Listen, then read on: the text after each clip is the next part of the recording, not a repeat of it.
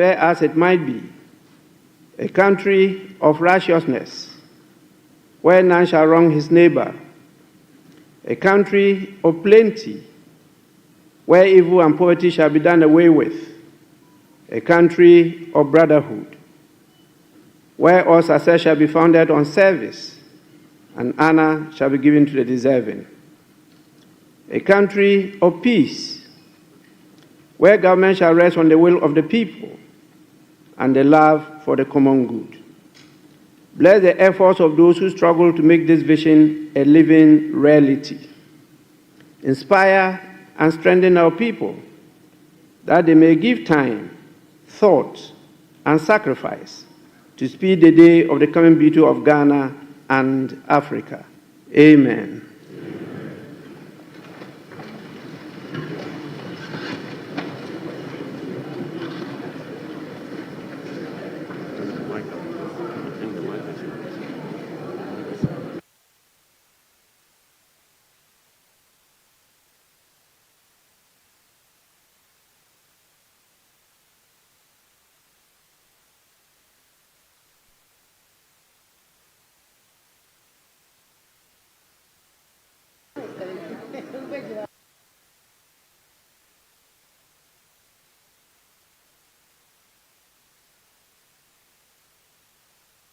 Honorable members, we will take item 6.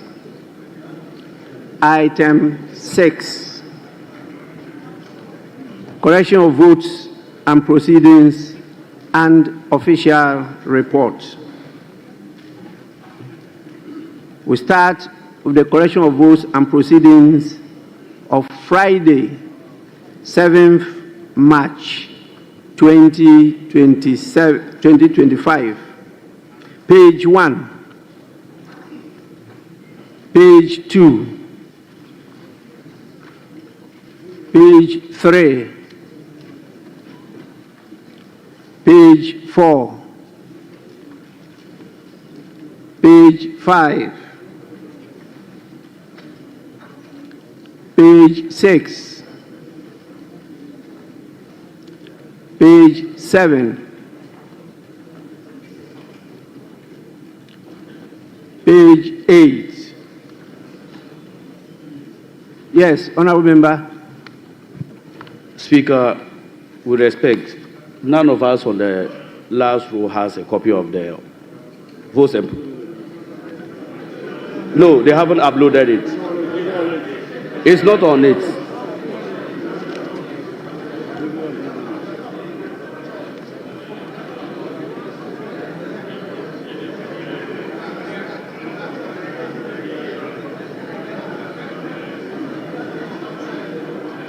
Honorable members, page 8. Yes. Thank you very much, Mr. Speaker. Mr. Speaker, page 8. For consistency's sake, item 6A, Methodist Girls High School, Mamfi, from Equiapim. Equiapim here has been spelled with an E. However, if you go to page 262, the constituency, Equiapim has been spelled with an I. So I don't know whether it's the I or the E that's correct. Yeah, just for consistency. Thank you, Mr. Speaker.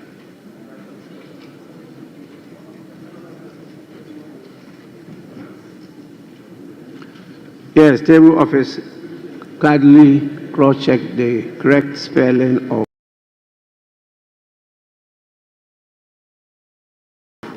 Aquapim. Aquapim with regard to the constituency, not the general term Aquapim, the proper spelling of the name of the constituency. Page. Right, Honorable Speaker, there is a correct spelling. Which one is the correct spelling? With an E. So what about page 2 when it's an I? The Electoral Commission designated it as an I, but for the school... I am not interested in the Electoral Commission. I'm interested in the correct spelling. The correct spelling is an E. Yes, so why didn't you draw our attention when we're at page 2? when it was spelled with I. We don't have a copy of it yet. All those here. That is not a challenge to me. It's a challenge to you. If it is that the whole house have not been given copies, that I can come in. But when some individuals don't have copies, it's not a point of order for Mr. Speaker to interrupt the proceedings.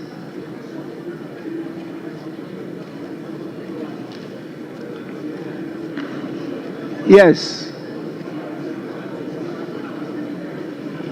Minister for Foreign Affairs. I'm most grateful, Right Honourable Speaker. Right Honourable Speaker, item number 5II at page 8. The communication from His Excellency the President informing the House that the Honourable Mohammed Mubarak Muntaka has been assigned additional ministerial responsibility for national security. Mr. Speaker, the additional has been omitted. It should be inserted so that it doesn't create the impression that this is because he's Minister for the Interior and has been assigned responsibility for national security. The rendition here does not accurately capture that, because it's not a reshuffle if it's not captured accurately. So Right Honourable Speaker, the rendition here does not convey accurately what the communication is, because he's the Minister for Interior and he has been assigned that additional responsibility for national security. So, Mr. Speaker, if the table office can capture the essence more accurately, you don't get that impression here. Honorable Minister for Foreign Affairs, what's your authority on this? Is it in the law or in the communication? Well, Right Honourable Speaker, is from the communication, and Honourable Ministers have were you copied. had sight of the communication? Yes, Right Honourable Speaker, we were copied. Whether you were talking or you were laughing, that's not an issue. The issue is, have you had sight of the communication?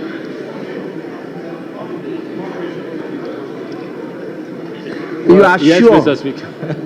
Because the copy I read did not have any word like additional. The communication is that he's been assigned the responsibility of not additional responsibility.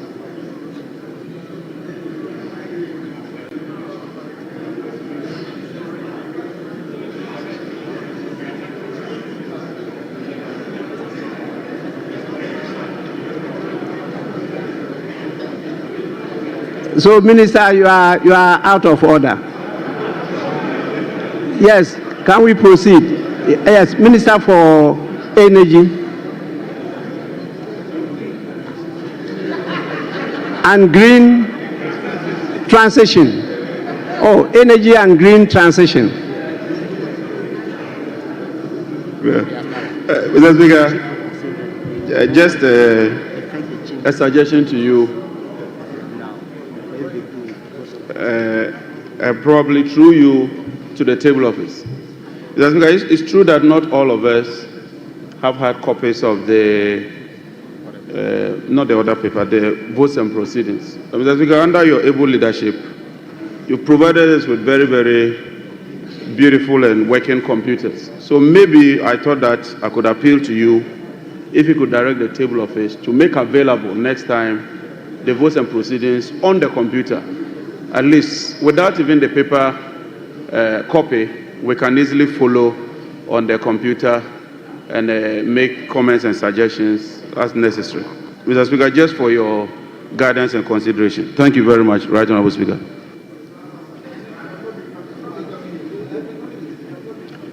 Honourable members, the structure we are using as the Chamber of Parliament was constructed in 1964. In spite of all our attempts to modernize it, we are still having serious challenges. And so it's not easy to unload some of the applications we have. Even the electrical connections are also giving us serious problems. It means we have to replace all, including the Job 600, and that's quite a colossal sum, which our budget has not been able to take. So we have a lot to unload into your pieces, but we are having challenges.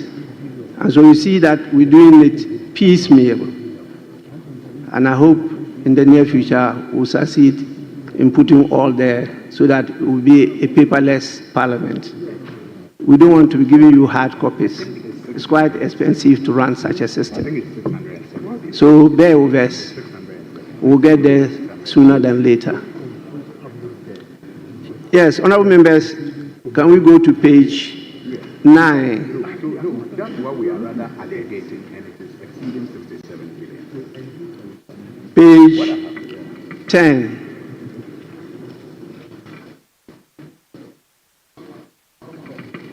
Page 11.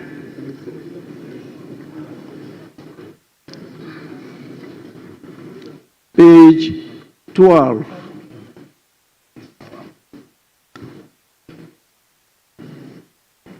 Page 13. Yes, honorable member.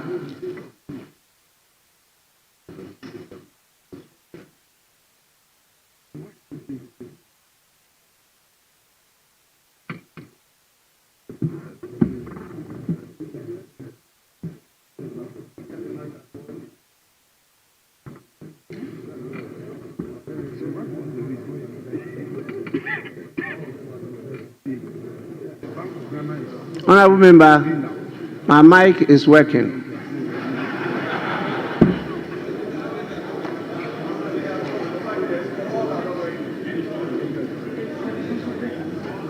Honorable members, is it the case that your mics have stopped working?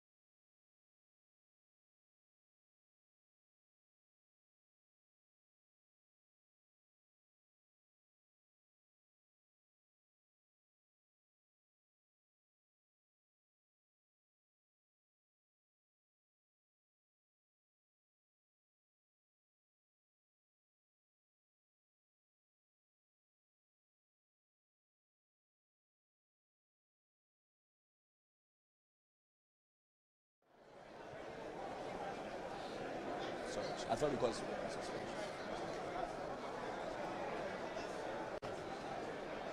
Wingobit, and we see that proceedings in the House have been suspended for a while because there were challenges, technical challenges with the microphones in the House, and so the Speaker directed that they suspend sitting until the microphones are worked on. So as and when they do work on the microphones, proceedings would start again, and then the Finance Minister can have his day in the House. Well, back into the studio, we'll be speaking to Mr. Dennis Brown, Deloitte. He's with Deloitte Ghana. He's Associate Director, Financial Advisory. Mr. Wingobit mentioned a number of things, particularly rationalization of fees and charges at the port. We'll talk about that. But one key thing he also spoke about was the Finance Minister's interaction with women, market women, and also that X Spaces conversation he held with the youth. You think that was very critical at this time when he has to put out the budget, especially just few days to the budget when many know that the budget was already done? Well, I think it's a nice gesture, right? We are here to see whether whatever he went to the market to discuss with the market women will feature in the budget. The budget is a finite document. If you were to interview, market women all across, I'm sure it will still boil down to just a few key issues that will feature in the budget anyway. But it's a nice gesture. It's communicating the people to whom the budget belongs and giving them hope that their concerns will be addressed in the budget. It helps in carrying them along. You then enjoy that confidence down there, and they are then ready and prepared to contribute their quota. Even going to the market alone, for instance, can prompt someone to yield to paying their taxes. Those we saw in that a video that we saw, that picture also are mainly the informal sector. Getting down there and talking to them that it's a budget designed for them alone will whip up their confidence in what you're doing. You think it may be a way to sort of court them into appreciating why they may need to maybe contribute to the payment of taxes? Exactly, their quota in various ways, not only taxes but also even in terms of their own economic activities, and how that instead of boating, for instance, that's an option, going to other places where you feel the economic environment is more friendly. You get some confidence that yes, this might work, so I would stay back to contribute my quota. So it's a nice gesture, even if their views and ideas do not end up in the budget as blunt as they would want.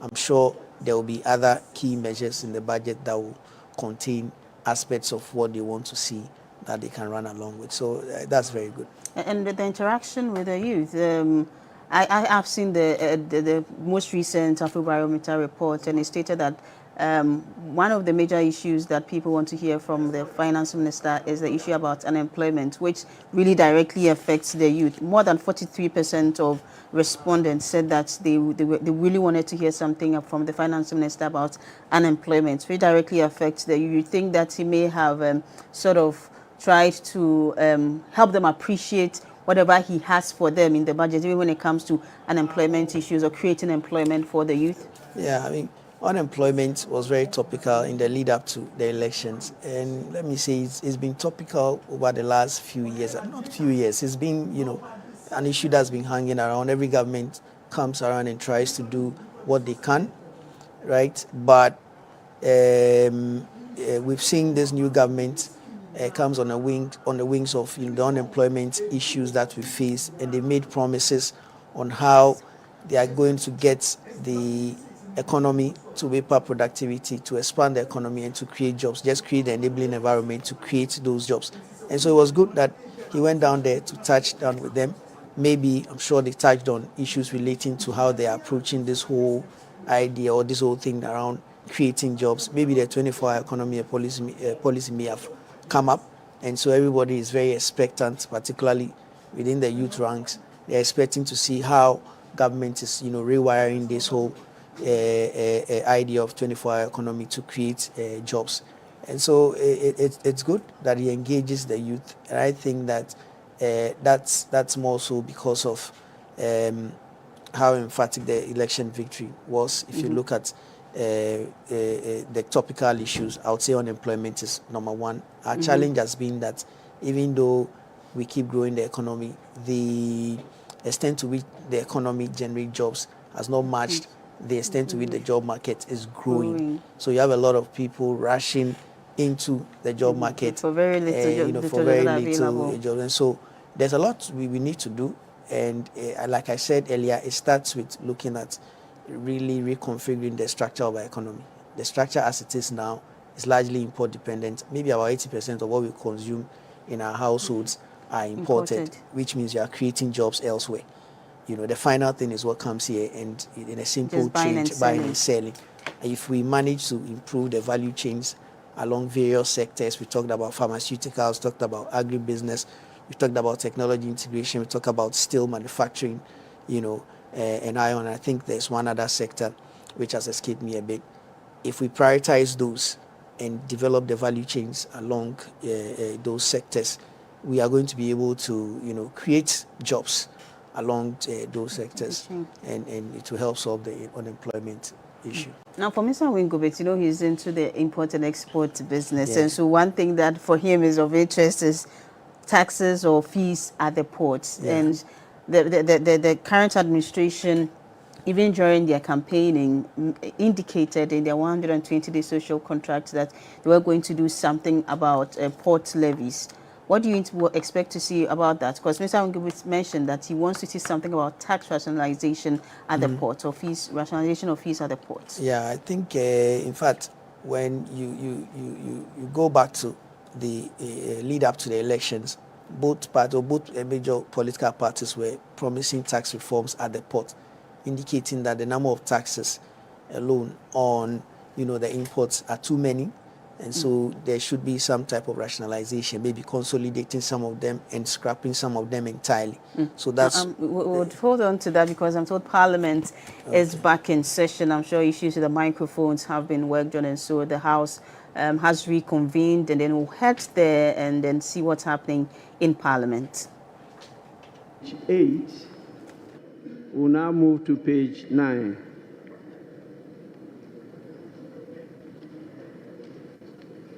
Page 10. Page 11.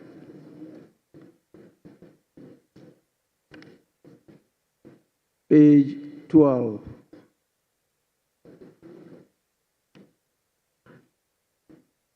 Page 13.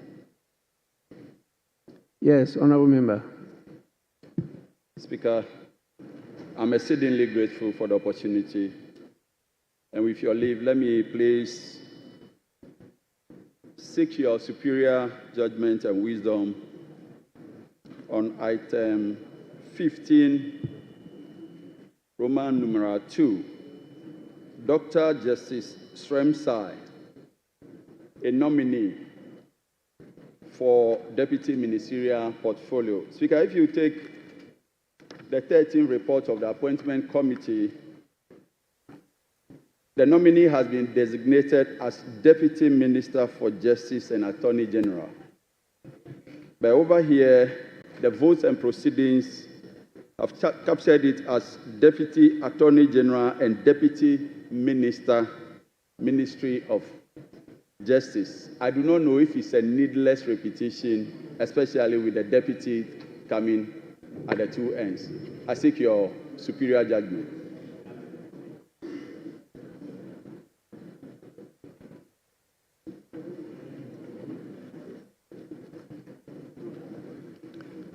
Honorable Member, this is the correct designation. He is the Deputy Attorney General and also a Deputy Minister at the Ministry of Justice. That is the correct designation. May we go on now? Page 14. Yes, please. Honorable Speaker, on page 14, item 16 motion, the And at the conclusion of debate, the second sentence, the Honorable Second Deputy Speaker will do for the Chair at 16:31 p.m. The Honorable First Deputy Speaker to the Chair. Deputy is missing, if you could be inserted. And the same applies to the next sentence, so consequential amendment to that. Thank you. Honorable Member, we are grateful. Table of Office, kindly take note. Page 15.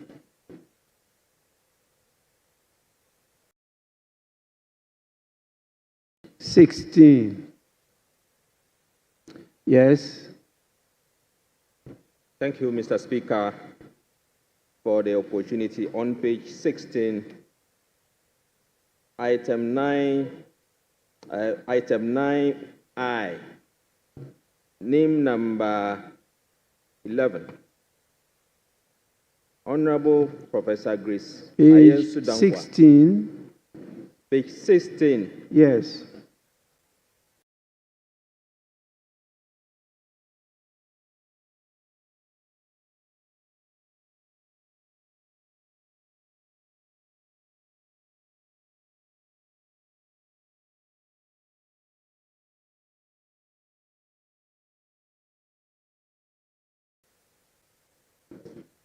Item 9I, that's Committee of Selection. Oh, you're talking about item 19, not 9. 19I. 19I, Mr. Yes, Speaker. please. I'm guided. In some, I know for the standard in our votes and proceedings, we usually have the title, the professor, coming at the end of the name and in brackets. But in this arrangement, the arrangement is different. Honorable Professor. And I see that again on page, we haven't gotten to page 22, but I have seen that repeated several times. So if there could be some consistency with the arrangement, I think that would be helpful, Mr. Speaker. It doesn't come up. Thank you. Honorable Member will take note of that. Page 17.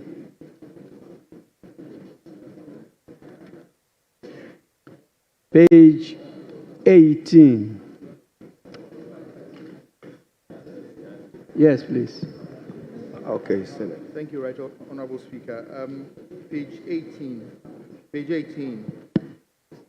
Item 11 and 12 has been repeated. Honorable Alfred Ni Koteyashi is both at 11 and 12. Thank you, Mr. Speaker.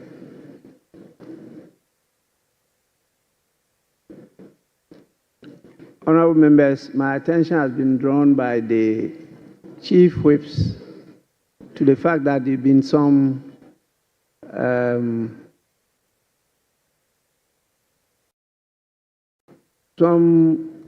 mistakes, errors in the list that was submitted and approved. I think it was on Friday. Yes. And so they are working at it and they will come back to us properly. So we await that. So if you identify some of the issues you are raising now, please kindly hold your peace. We'll get it corrected later on. Please. We'll do that later on.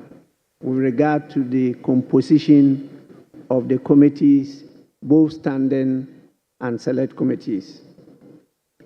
So page 19, 20, 21, 22, 23, 24, 25, 26, 27, 28, 29, 30, up to the end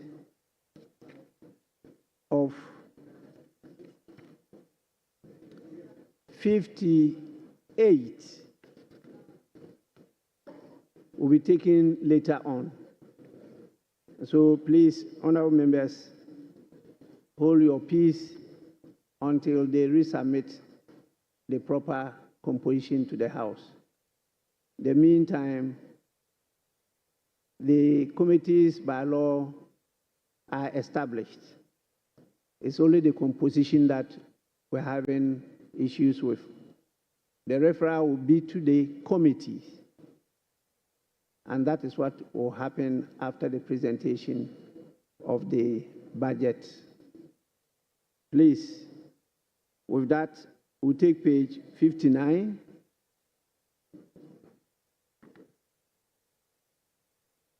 Page 60. Honorable members, in the absence of any further corrections, the votes and proceedings of the 29th sitting, dated Friday, 7th March 2025, is adopted as the true record of proceedings.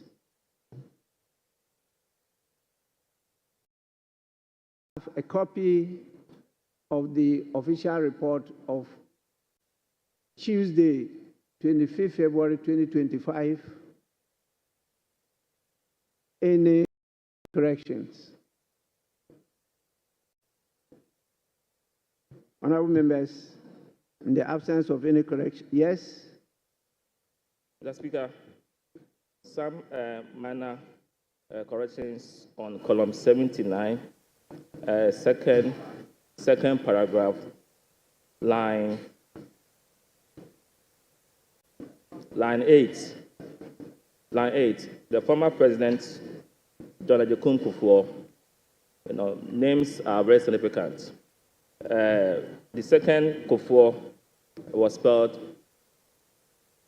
wrongly.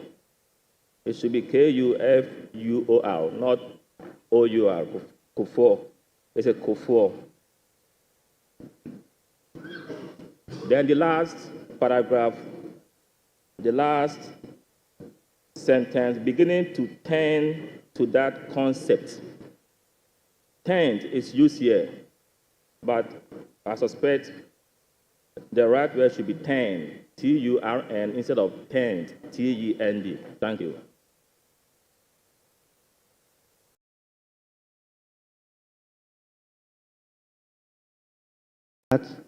Yes, honorable member. Thank you very much, Mr. Speaker. Mr. Speaker, on column 75, line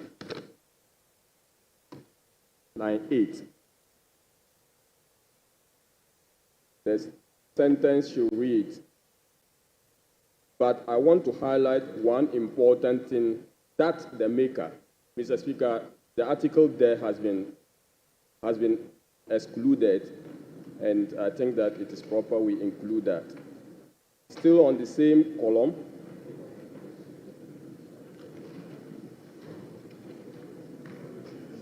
line 17. Mr. Speaker, it should read as, I think that apart from the law, the act that was passed by the House, we has been omitted. We should look at the projects. So, Mr. Speaker, the Hazard Department the table should include we there. Mr. Speaker, column 76, paragraph 3. We have, Mr. Speaker, lastly, I would want to also suggest that apart from the budgeting offloading of projects, the mistake here is the phrase, the maker of the statement has to be deleted. The maker of the statement has to be deleted and replaced with we, so that it will then read as, Mr. Speaker, lastly, I would want to also suggest that apart from the budgetary offloading of projects, we could include in every brochure, ... So that, I think, should be the rendition. Lastly, Mr. Speaker, the same paragraph,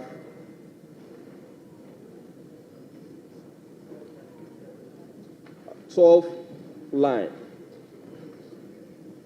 I would be able to tell that when I call this investor, the B is excluded, and it has to be included in the sentence, be able to, and we'll replace participate with partner. We'll replace participate with partner in the same sentence. Thank you, Mr. Speaker.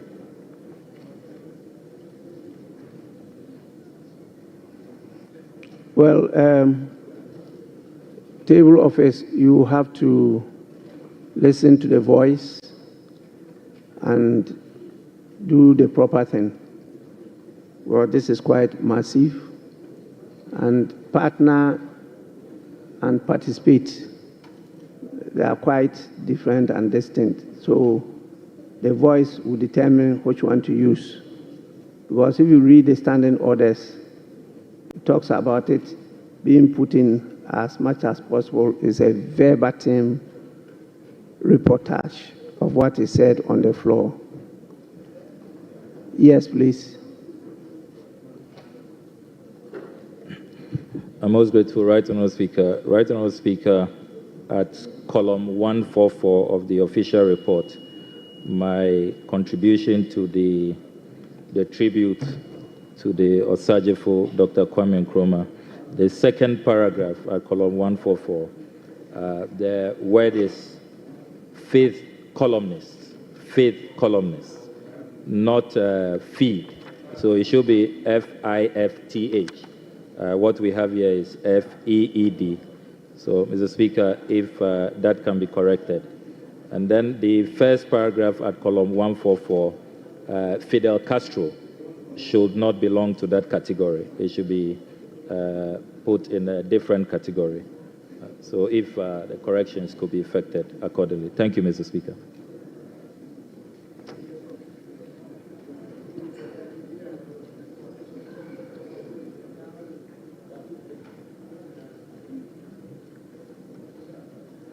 Yes, table office, kindly take note of that. Yes. Honourable members, there being no further corrections, the official report of the 25th February 2025 is hereby adopted as a true record of proceedings.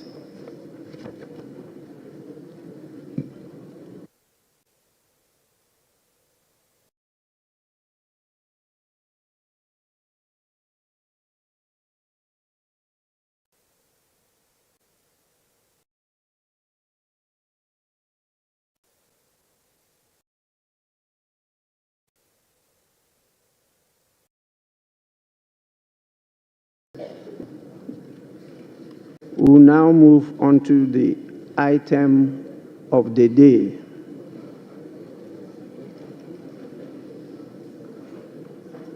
I mean the main item of the day, that is item 7, statements. The first statement, yes. Thank you, Mr. Speaker. Mr. Speaker, on our today's order paper, item 7, as you rightly call, the budget statement and economic policy of the government for the year ending 31st December 2025. Mr. Speaker, I want to invite you to our standing orders, order 195. 2. Mr. Speaker, with your permission, I need guidance and I'll read it.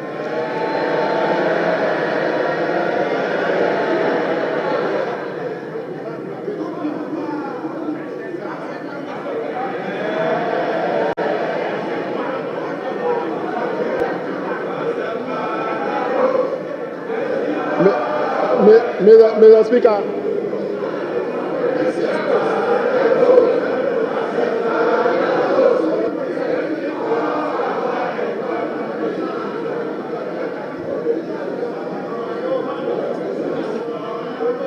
Honorable, please, let's listen to the Deputy Minority Whip. Thank you, Mr. Speaker. I think the minister was, Mr. Speaker, Order 1952. With your permission, Mr. Speaker, I need guidance and I read. The budget statement and economic policy of the government shall be presented to the House by the minister responsible for finance on behalf of or on the authority of the president, and in a form the House may determine. Mr. Speaker, I'm emphasizing on the last part, in a form the House may determine. Mr. Speaker, as we speak, this new standing orders on this 9th Parliament, we haven't determined any form the budget statement will be presented as at now. Mr. Speaker, I have gone to read Order 6, and I have checked on our schedule from Schedule 1 to Schedule 10, and that of Order 6, and I have not been able to understand. And as we stand, Mr. Speaker, as at now, the House has not determined the form the budget is going to be presented. So, Mr. Speaker, the House has to determine the form before he can present any statement. Mr. Speaker, that is my plea, that the House must determine, my application is that the House must determine the form of the budget statement before he reads the statement. Thank you, Mr. Speaker.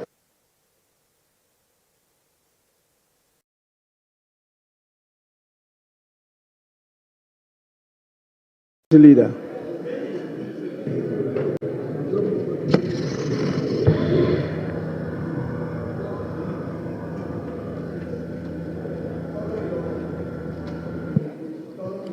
Mr. Speaker, the Public Financial Management Act and its various amendments spell out clearly the budgeting process, the requirements of a budget, what must be contained in it, and etc. And that was a legislation enacted by this same Parliament. And this Parliament acts according to the prescriptions of that legislation. So if there are provisions in the standing orders that recommend that we have a form in which the budget should be presented, the provisions of the Public Financial Management Act, of course, is the parent legislation dealing with financial management and the presentation of budgets. So, Mr. Speaker, I don't think there's an issue here. Let's proceed and take the budget statement from the Minister of Finance.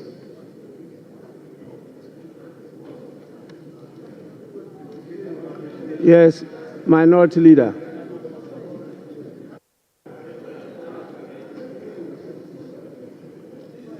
Mr. Speaker, I have listened to the application by the Member of Parliament for Tolon. I have also listened to the Leader of the House responding to the said application. The Leader of the House makes a general submission. The application was anchored on the rules of this House. A mandatory provision in Order 195, there's no may there. It reads, for the avoidance of doubt and at the risk of being repetitive, this is what it says. The budget statement in economic policy of the government shall be presented to the House by the minister responsible for finance on behalf of and on the authority of the president, and in the form the House may determine. Yes, wait, look at them. Mr. Speaker, wait, yes. So, yes, wait. Mr. Speaker, they should take it easy. They should take it easy. They should take it easy. This is law. Take it easy. Take it easy. Take it easy. So, Mr. Speaker, what is the reverse logic? Please, for the benefit of our young ones, for the benefits of the young ones, Mr. Speaker,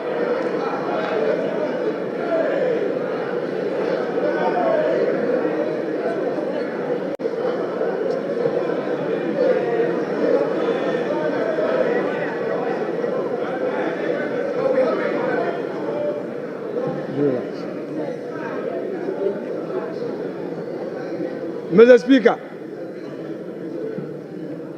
this House is a house of procedure. This House is equally guided by its own rules and precedents.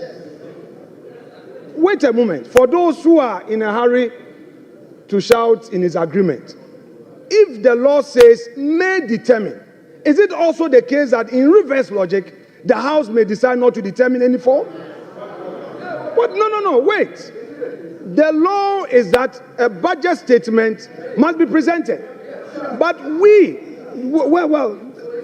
are saying again that as a House, we may have to determine which form.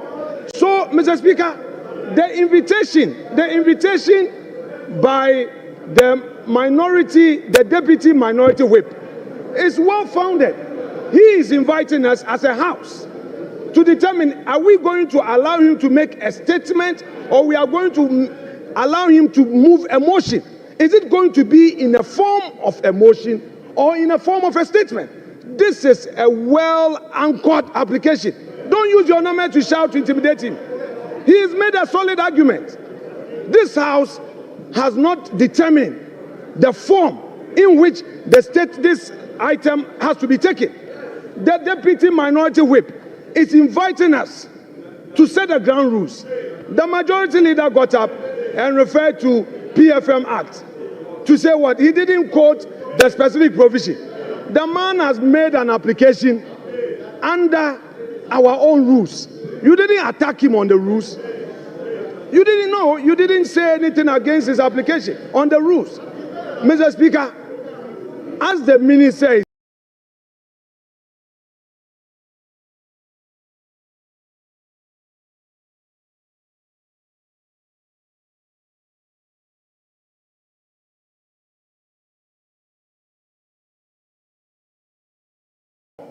are we going to listen to him? What are you? Is he going?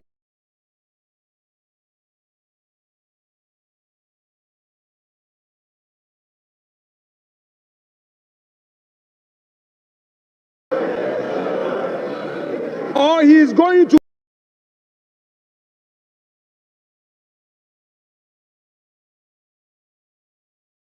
Mr. Speaker,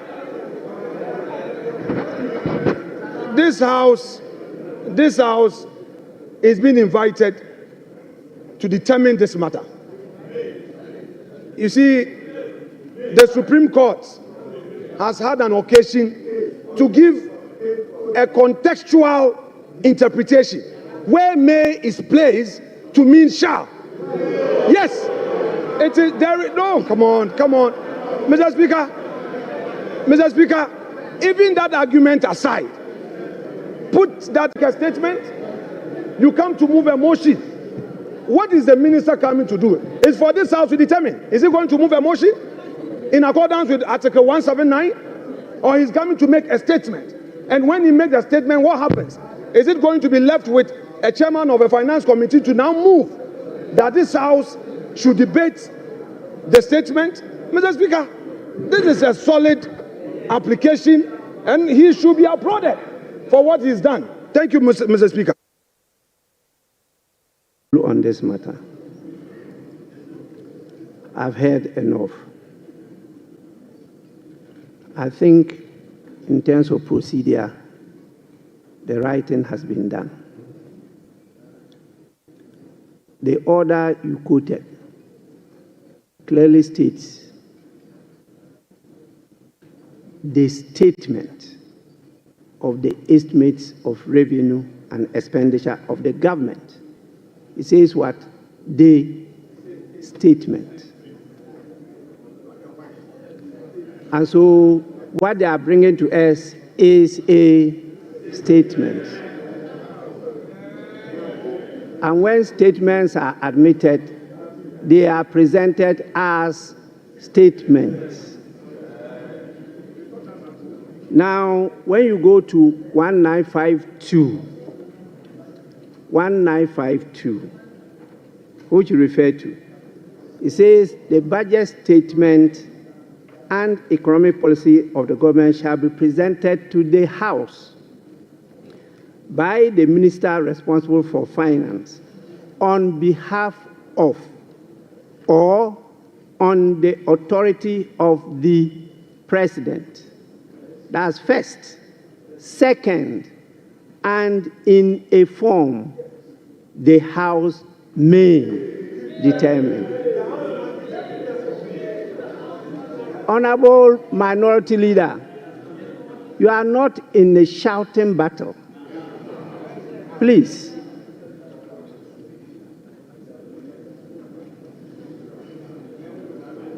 This is the House. The only way the House can determine however you define form is when the statement is presented to you. The House cannot determine this matter outside the House. You can only determine it when you are truly sitting as a House. And this is the House. He's presenting the statement. If you decide that you want a form, you define form in any different manner as you are doing, then this is the time when it is presented, you take this opportunity to determine that form you want, different from the earlier forms that we've decided and been practicing. If this is what you want to do, please, the statement must first be presented to you. It has to be presented to the House. And if you may, you determine the form you want it to be presented. That can be part of the debate. But I'm not sure the definition you are putting on the word form. Form. Please go back to your lexicons.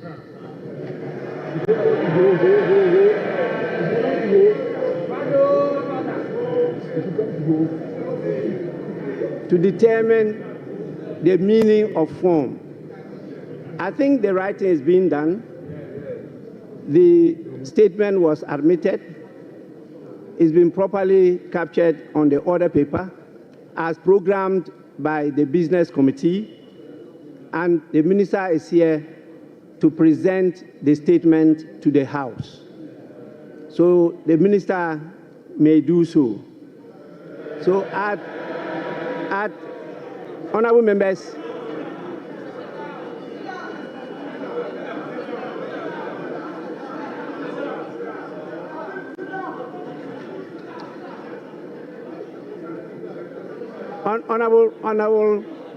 honorable minister, just a minute. Just a minute. Honorable members, at the commencement, yes. Mr. Speaker, just to thank you for your guidance and the proper interpretation of 1952. Thank you, Mr. Speaker.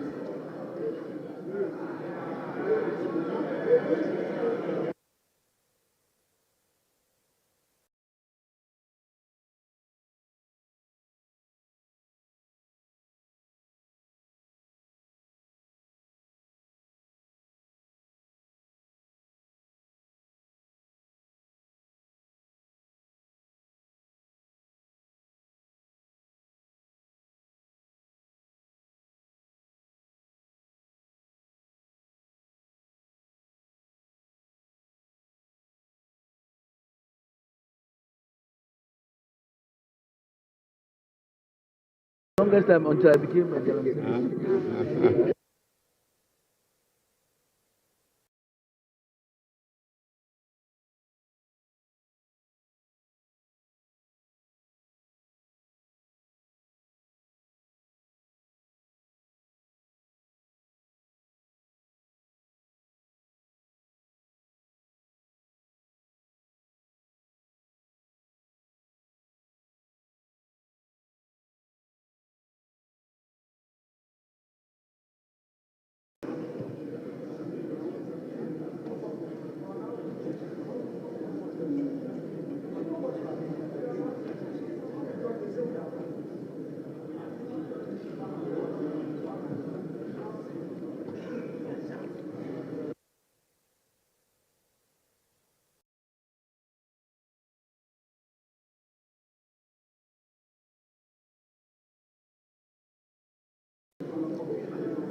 Honorable members, item 7, statements.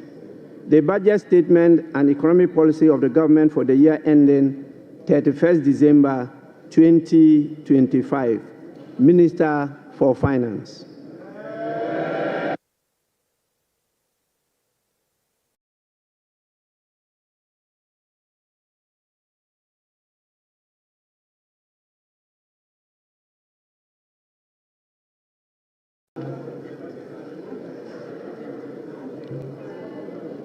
Mr. Speaker, on the authority of His Excellency the President, President John Dramani Mahama, and pursuant to Article 179 of the Constitution and the other paper and the standing orders of the House, Order 1952, and today's order paper, item 7. Mr. Speaker, I present to you the budget statement and economic policy of government for the year ending 31st December 2025. Right Honorable Speaker, today marks a moment of great significance, and I have the singular honor to stand before this House to present, on behalf of His Excellency, President John Dramani Mahama, following his extraordinary mandate, the maiden budget of his new administration. Mr. Speaker, I'm deeply grateful to His Excellency the President for entrusting me with this responsibility. Respectfully, Mr. Speaker, I also submit to this House the following statutory report as required by law. The 2024 annual report on the petroleum funds, in line with Section 48 of the Petroleum Revenue Management Act 2011, Act 815, as amended, Mr. Speaker. Mr. Speaker, I also submit the 2024 Energy Sector Levies Report in accordance with Section 6 of the Energy Sector Levies Act 2015, Act 899. And finally, Mr. Speaker, the 2024 Annual Report on the collection and utilization of the African Import Union Levy, in line with Section 7 of the African Union Import Levy Act 2017, Act 952. Right Honorable Speaker, with this budget, I will also be seeking a review of the following act to support the policies of government aimed at stabilizing the economy and promoting inclusive growth. The first will be an amendment to the Petroleum Revenue Management Act 2011, Act 815. The second will be the Ghana Infrastructure Investment Fund Act 870. And the second will be an amendment to the Mineral Income Investment Fund Act 2018, Act 978. The Speaker, I will also be seeking amendment to the Energy Sector Levies Act 2015, Act 899. I will be seeking amendment to the Ghana Cocoa Board Act, Act 1984, the PNDC Law 81, as amended. The Speaker, that's not all. I will also be seeking amendment to the Earmark Funds Capping and Realignment Act 2017, Act 947, the Ghana Procurement Authority Act 2003, Act 663, as amended in Act 914. Speaker, I will be seeking amendment to the Ghana Education Trust Fund Act 2000, Act 581. And finally, Mr. Speaker, I will also be seeking amendment to the Fiscal Responsibility Act 2018, Act 982, and incorporating into a comprehensive public financial management act. Mr. Speaker, I forgot to add that I will also be seeking amendment to the Revenue Administration Act 2016, Act 915. So, Speaker, we remain committed to the pursuit of our 24-hour economic policy of stimulating economic growth and job creation. Right Honorable Speaker, this policy will contribute to addressing Ghana's structural economic challenge by creating an integrated, efficient, and increasingly export-driven industrial economy that fulfills the utilization of our national resources, capital, and labor power. Right Honorable Speaker, will be presenting the 24-hour economic policy to Parliament in due course. In this respect, Mr. Speaker, the Labour Act, the Ghana Investment Promotion Act, and other enabling legislations will be reviewed accordingly. Mr. Speaker, as part of the effort to stabilize our city through foreign exchange and gold reserve accumulation, I will also submit a bill to provide a legal framework for the establishment of the Ghana Gold Board for the consideration of this House. Mr. Speaker, this budget is indeed an abridged version of the 2025 budget statement and economic policy of government. I respectfully request the Hansa Department to capture the entire budget statement and economic policy of government for the year ending 31st December 2025. Mr. Speaker, standing here evokes a sense of nostalgia as I reflect on my journey in public service. From my early days as a young parliamentarian in this House in the year 2009, destiny has guided my path from a backbencher to a member of the Finance Committee, to a Deputy Minister of Finance, to ranking member of the Finance Committee, to Minority Leader, to Majority Leader briefly, and now, Mr. Speaker, as Minister responsible of Finance. Right Honourable Speaker, the invaluable experience I gained in this chamber has shaped my perspective, sharpened my focus, and prepared me for the task at hand. I fully commit to supporting His Excellency the President to fix the economy of Ghana. I take this opportunity to extend my profound gratitude to the good people of Ejuma Kwenyane Siam, my constituents, and to you, Mr. Speaker, and members of this House across the aisle for your unwavering support throughout my years in this chamber. Mr. Speaker, this esteemed House is a sanctuary of rigorous debate, principled cooperation, and at times constructive disagreement, all in the pursuit of greater good of our beloved country. I look forward to working with you, Right Honourable Speaker, and my colleagues on both sides of the aisle to reset the Ghana's economy through sound policy and structural reforms that will propel our country forward. Mr. Speaker, there comes a time in a nation's history when fundamental challenges must be confronted, difficult choices must be made, and a new course must be set for the future. For Ghana, the defining moment is now. Mr. Speaker, President John Dramani Mahama made a commitment to reset Ghana for jobs, accountability, prosperity.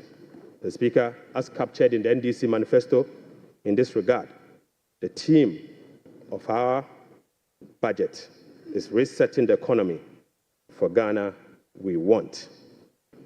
Right Honourable Speaker, the democratic principles we tirelessly fought for are being held. Our democracy has been consolidated with yet another peaceful transition of power. That notwithstanding, our youth face an uncertain future with growing unemployment and hopelessness. This suggests that the dividends of democracy, such as economic prosperity and social justice, remains elusive. Mr. Speaker, the choice before us as a country are clear. We can either continue on a path of self-destruction by not confronting the problems, or we can embark on a journey of fundamental reforms and transformation, one that resets our economic model, redefines our priorities, honors our social contract, and provides opportunity for all. Mr. Speaker, luckily, President Mahama has chosen the path of reform and transformation. He will fix the economy. He will restore hope and lead us to build the Ghana we want together. Right Honourable Speaker, this budget was preceded by the National Economic Dialogue on the theme Resetting Ghana, Building the Economy We Want Together, on the 3rd and the 4th of March 2025. Through this consensus-building dialogue, the people demanded a decisive action, real solution to the severe challenges that plagued us as a country. Mr. Speaker, the 2025 budget is a culmination of the true aspirations, felt needs, genuine desires of the people of Ghana, expressed through the engagement with diverse stakeholders. As part of our broad consultation also, ahead of the budget, we recently engaged traders at major trading centers, including the Mokola market, to listen to their concerns, gauge their expectations, and elicit their input. So, Speaker, the extensive consultation revealed that the overriding concern among Ghanaian traders and business community remains price and exchange rate stability. Apart from eroding their working capital, exchange rate volatilities makes effective business planning impossible and increase the cost of doing business. This budget outlines far-reaching measures which will be implemented in close collaboration with the Central Bank, the Bank of Ghana, to effectively and efficiently manage the exchange rate and inflation. Mr. Speaker, we also engage the youth of Ghana in a dialogue on social media as part of our new budget consultation. Mr. Speaker, during my engagement with the youth, it was revealed that 321 pharmacists who were employed since June 2023 have not received their salaries. We will take urgent steps to remedy this situation immediately. Right Honourable Speaker, this conversation was an eye-opening experience, one that strengthened my belief that the voices of the youth matter in designing policies that directly and indirectly impact their lives and future. So, Speaker, in the year 2016, I came to this chamber on behalf of the then Minister of Finance, the Honourable Seth Emmanuel Tepe, and led the passage of the Public Financial Management Act 2016, Act 912, to deploy a robust public financial management system. Even though, Mr. Speaker, the Public Financial Management Act remains one of the best in the world, its poor implementation has rendered our public financial management systems weak, allowing for abuse and costly infraction. So, Speaker, President Mohammed's government is committed to the full implementation of this critical legislation. So, Speaker, accordingly, we will enforce the sanction regime, link contracting and public procurement to budgetary provisions in the medium-term expenditure framework, and seek parliamentary approval for all multi-year commitments as required by law. Mr. Speaker, we will comply with the public procurement process and link them to approved budget. We will also respect the limits of the appropriations as approved by Parliament. We will rationalize the management of the compensation of employees, including conducting headcounts across the country. Mr. Speaker, I now turn my attention or my focus to the state of the Ghanaian economy as at 31st December 2025. Right Honourable Speaker, Mr. Speaker, I now focus my attention on the state of the Ghanaian economy as at 31st December 2024. Mr. Speaker, hands on heart, we inherited an economy in deep crisis. Mr. Speaker, an economy hard hit with debt and beset by other fiscal challenges, such as large accumulation of MDRs, energy sector shortfalls, and financial sector payments. Mr. Speaker, weak commitment control and reckless public spending have reversed the progress made in fiscal consolidation, even under the IMF program that commenced in the year 2023. Mr. Speaker, notwithstanding the gains made under the IMF-supported program that was to achieve through the painful sacrifice of domestic bondholders, external creditors, and taxpayers, the economy remains in distress.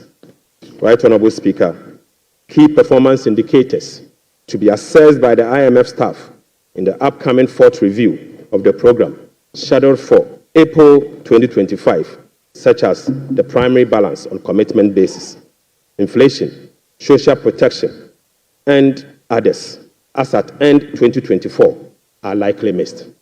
Right Honourable Speaker. In addition, all structural benchmarks due by end December 2024 are also missed. So, Speaker, inflation worsened in the year 2024 from 23.2% in the year 2023 to 23.8% in 2024.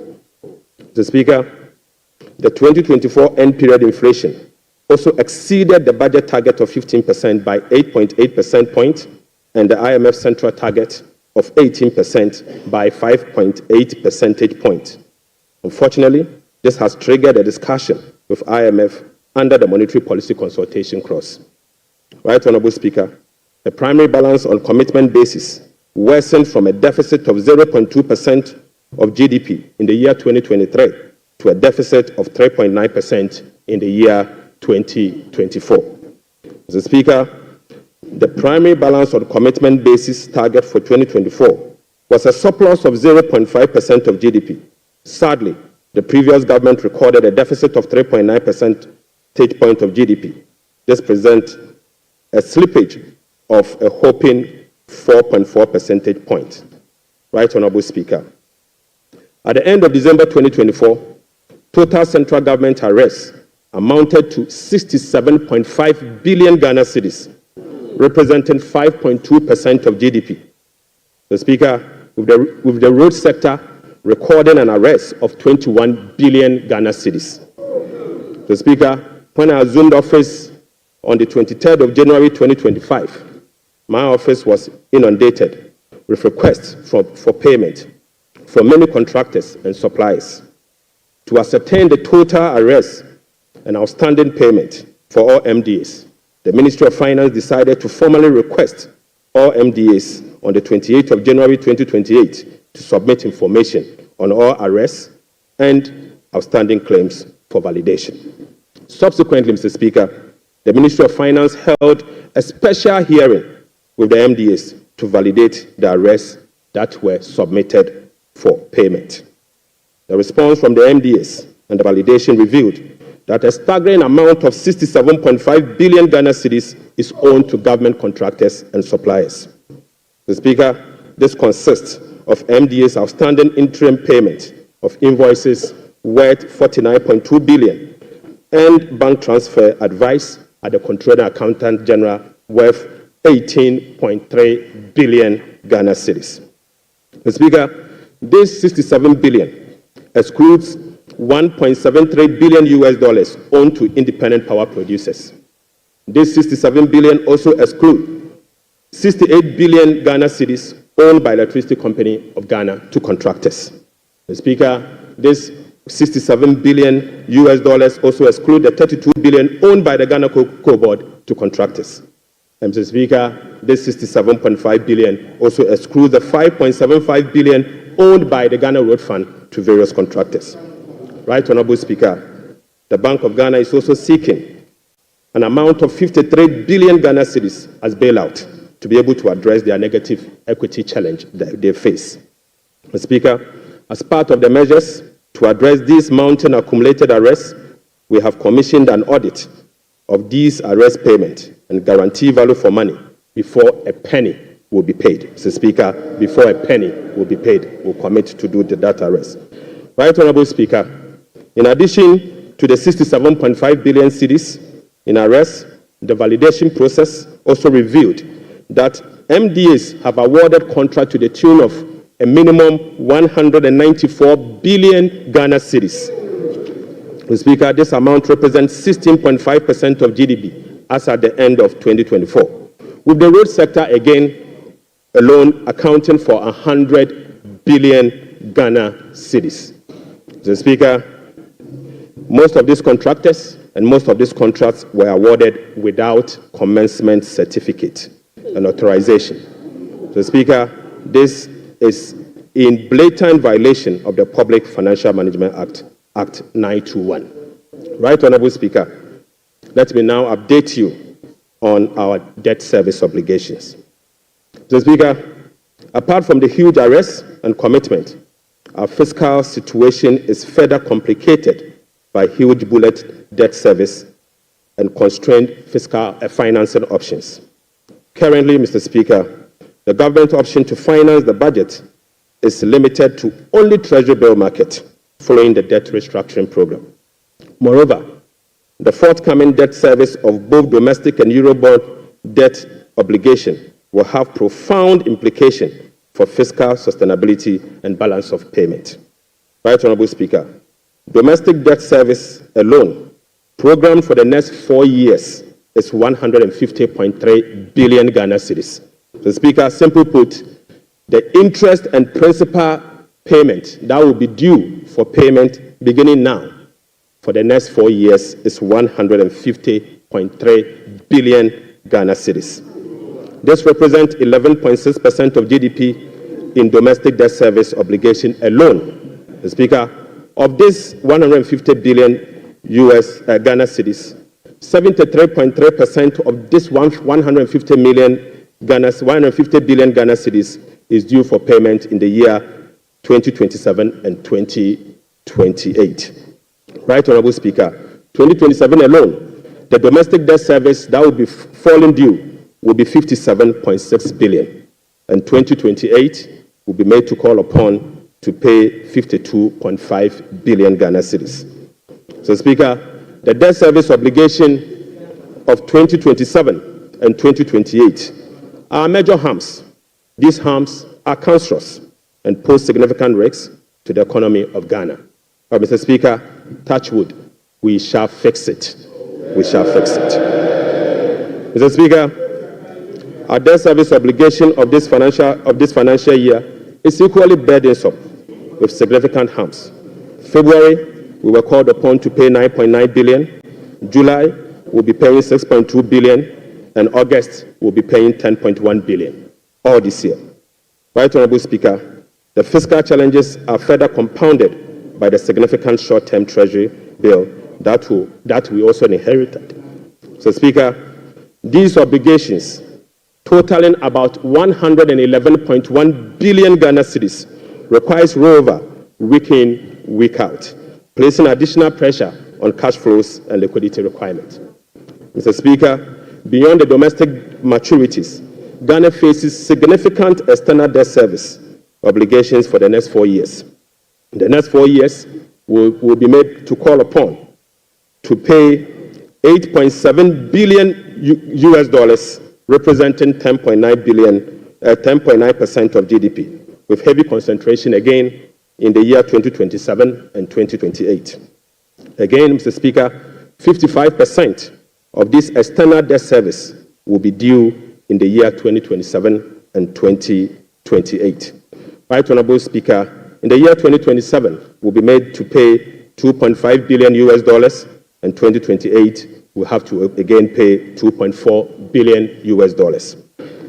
Right Honorable Speaker, it seems the debt restructuring undertaken by the previous administration was designed to make 2027 and 2028 debt repayment heavy, sadly. So, Speaker, I don't know how come we sat and allowed that design to happen. So, Speaker, that is cancerous. But I can assure you, we will fix it. Mr. Speaker, in spite of all this upcoming domestic and external debt service obligation, no buffers were built to cushion this unprecedented debt service burden. Mr. Speaker, as of 7 January 2025, the debt service reserve account, the sinking fund in dollar, has a balance of $64,000 US dollars. Mr. Speaker, when we were leaving office, we left behind $319 million US dollars in that same account. Mr. Speaker, the debt service reserve CD account had an amount of 143 million Ghana cedis. Right Honorable Speaker, when we were leaving office, the balance was 430 million Ghana cedis.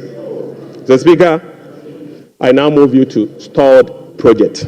Mr. Speaker, due to the bilateral creditors' debt restructuring that is ongoing, undertaken by previous administration, a staggering number of 55 projects have been halted. Mr. Speaker, this leaves a massive amount of 3 billion Ghana US dollars in undisbursed loans and about 300 million in outstanding interim payment certificates, IPCs. Some of these projects include the famous Efie Hospital, the KJTIA Market Phase 2, the Bolgatanga Boko Pomacrom Road, and the Tema Aflawa Road project.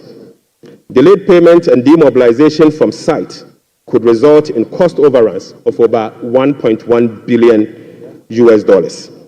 Right, Honorable Speaker, the IMF supported program imposed an annual disbursement ceiling of $250 million for all bilateral loans that are being restructured. This constraint means that it will take a minimum of 12 years to complete all of this stalled program. So, Speaker, unfortunately, as a result of the debt restructuring, all this stalled program, working with the IMF will take a minimum of 12 years if we decide to go business as usual.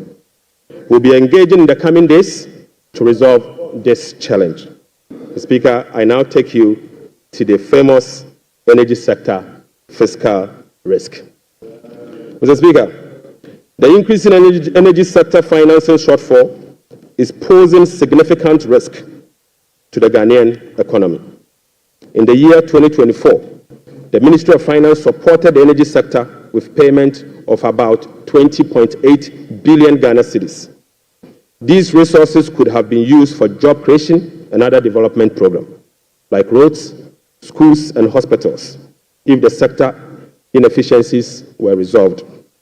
The Speaker, a recent exercise conducted by the Energy Sector Financing Modeling Team under the Energy Sector Recovery Program, ESRP, revealed that the business-as-usual energy sector financing shortfall has increased significantly to about 35 billion Ghana cedis for the year 2025 alone, even after spending in excess of 20 billion cedis in the year 2024.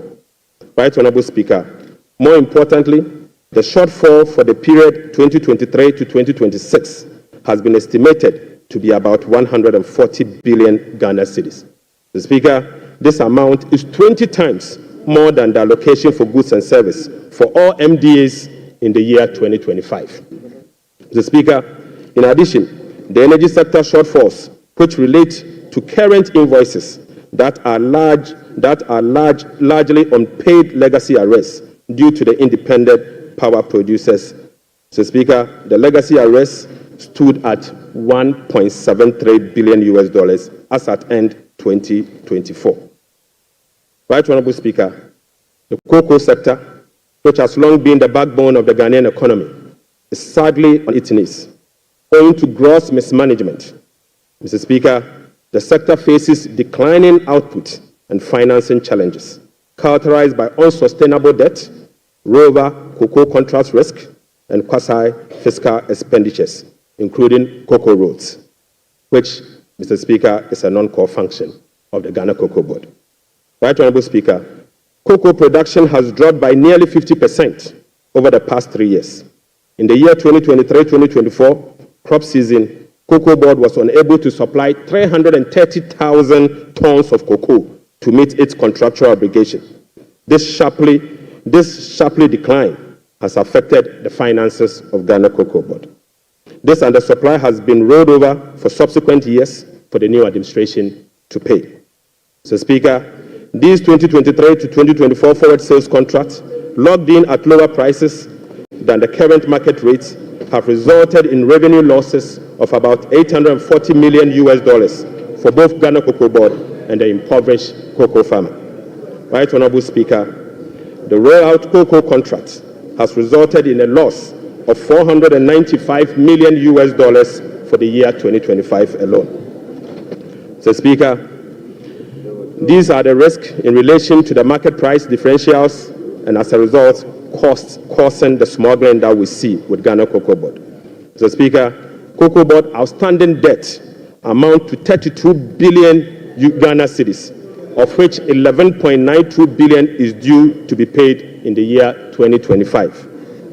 Outstanding cocoa road contracts reached 21 billion Ghana cedis, approximately $1.3 billion in the year 2024, of which only 4.4 billion has been accounted for in Cocoa Board's finances for the year 2025. Mr. Speaker, the financial sector still struggles even after spending 30.3 billion in the financial sector cleanup exercise by end 2024. This includes 26.9 billion Ghana cedis after spending this amount in the banking sector. Mr. Speaker, as we speak, the financial sector is still struggling, and the financial sector will require 10.45 billion Ghana cedis to address the financial sector legacy issues and emerging risk. In addition, Mr. Speaker, an amount of 2.2 billion Ghana cedis is required to fully capitalize the National Investment Bank and the Agricultural Development Bank of Ghana. Mr. Speaker, I will also update the House on the fiscal performance for the year 2024. Mr. Speaker, the fiscal performance in the year 2024 was characterized by improved revenue collection, but with significant expenditure overruns. In addition, large arrests were accumulated over the period. Mr. Speaker, in summary, the provisional data shows the following. 1.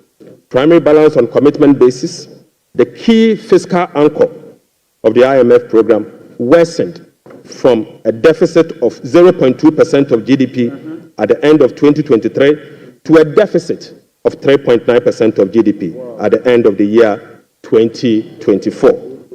This is 4.4 percentage points worse than the target surplus of 0.5% of GDP. Sadly, Mr. Speaker, on cash basis, Mr. Speaker, the primary balance was a deficit of 1.2% of GDP against a target of 0.6% of GDP, representing a 100% deviation. Mr. Speaker, the overall fiscal balance on commitment basis for 2024 was a deficit of 7.9% of GDP against a target of 4.2% of GDP, while the overall fiscal balance on cash basis was a deficit of 5.2% of GDP against a target of 5.3% of GDP. Total revenue and grant amounted to 186.6 billion Ghana cedis, or 15.9% of GDP, 5.3% above the revised target of 177.2 billion Ghana cedis, or 17.4% of GDP. The performance was mainly driven by higher than programmed oil and gas receipt and higher non-oil tax revenue collection. Total expenditure on commitment basis, including discrepancies, amounted to 279.2 billion, or 23.7% of GDP. This is 27.1% above the budget provisions of the year 2024, Mr. Speaker. The primary balance on commitment basis, including discrepancies, amounted to 232.4 billion, or 19.8% of GDP. This is 35.3% above the target of 171.7 billion, or 16.8% of GDP. Unfortunately, Mr. Speaker, all expenditure lines exceeded their respective targets for the period, except for interest payments, goods and service, and other expenditures. Right Honourable Speaker, the discrepancies for the year 2024 being unclassified expenditure was 3.8 billion Ghana cedis as compared to 12.9 billion Ghana cedis in the year 2023. Mr. Speaker, at the end of December 2024, provisional data indicate that gross central government and guaranteed debt was 726.7 billion from 610 billion in 2023. This represents 61.8% of GDP in 2024, compared to 68.7% in the year 2023. Mr. Speaker, it is instructive to note that the debt to GDP ratio and the dollar component of our debt that has come down, that has reduced, is as a result of the 37% haircut on principal of Eurobond debt under the debt restructuring. Mr. Speaker, it is important to know that. Mr. Speaker, Right Honourable Speaker, it is instructive to note that the debt to GDP that has reduced is as a result of the 37% haircut on principal and interest that were given to Eurobond bondholders. So, Speaker, you may recall that the government commenced the debt restructuring program in the year 2022 to restore debt sustainability and economic stability. As of now, the restructuring process is approximately 93% completed. The remaining 7% relate to debt of $2.7 billion owing to commercial creditors. We are committed to completing the remaining debt restructuring as soon as possible. So, Speaker, real sector development in the year 2024. Right Honourable Speaker, provisional 2024 GDP statistics published by the Ghana Statistical Service on the 10th of March 2025 shows that overall real GDP growth increase. So, Speaker, at the end of increased to 5.7% in the year 2024. So, Speaker, I take that again. The Speaker, provisional 2024 GDP statistics published by the Ghana Statistical Service on the 10th of March 2025 show that overall GDP growth grew by 5.7% of GDP in the year 2027, compared to the growth rate of 3.1% recorded over the same period. Mr. Speaker, the key driver of this growth was largely coming from gold mine. So, Speaker, including Galamsey. Including Galamsey. Mr. Speaker, Galamsey growth cannot be sustainable. Mr. Speaker, non-oil GDP growth. Mr. Speaker, the non-oil GDP grew by 0.6% in the year 2024, compared with the growth rate of 3.6% recorded in 2023. Mr. Speaker, the gross international reserves increased to a stock position of $8.98 billion at the end of 2024, and was enough to cover 4 months of imports, exceeding the target of a floor of 3 months of import cover. At the end of 2024, the currency had depreciated by 19.2% against the US dollars, 17.8% against the British pound, so, Speaker, and it had depreciated by 13.7% against the euro. The Speaker, Right Honourable Speaker, it is what it is. The state of our economy is troubling, but we will fix it. Mr. Speaker, touch wood, we will fix it. But, Mr. Speaker, it will require some sacrifices, truthfulness, transparency, and discipline. We will take strong measures to confront the situation head on. So, Speaker, the sacrifice must come from all stakeholders, beginning with the government.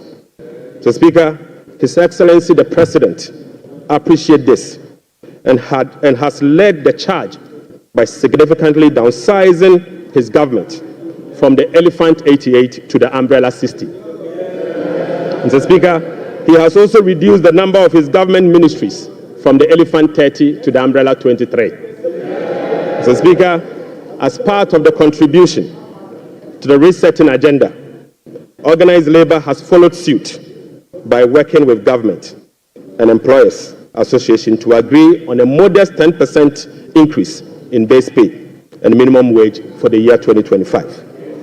Right Honourable Speaker, on behalf of His Excellency the President, I would like to express my profound gratitude to organized labor and employers.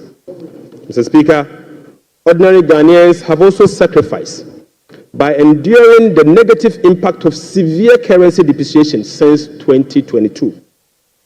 Hyperinflation, high food inflation, principal and interest haircut, soaring interest rates, among others. Mr. Speaker, it is now time for the people's representative, the members of Parliament, and the judiciary to also follow suit. I would like to call on all other stakeholders, including the business community, faith-based organizations, academia, and civil society to support this national call.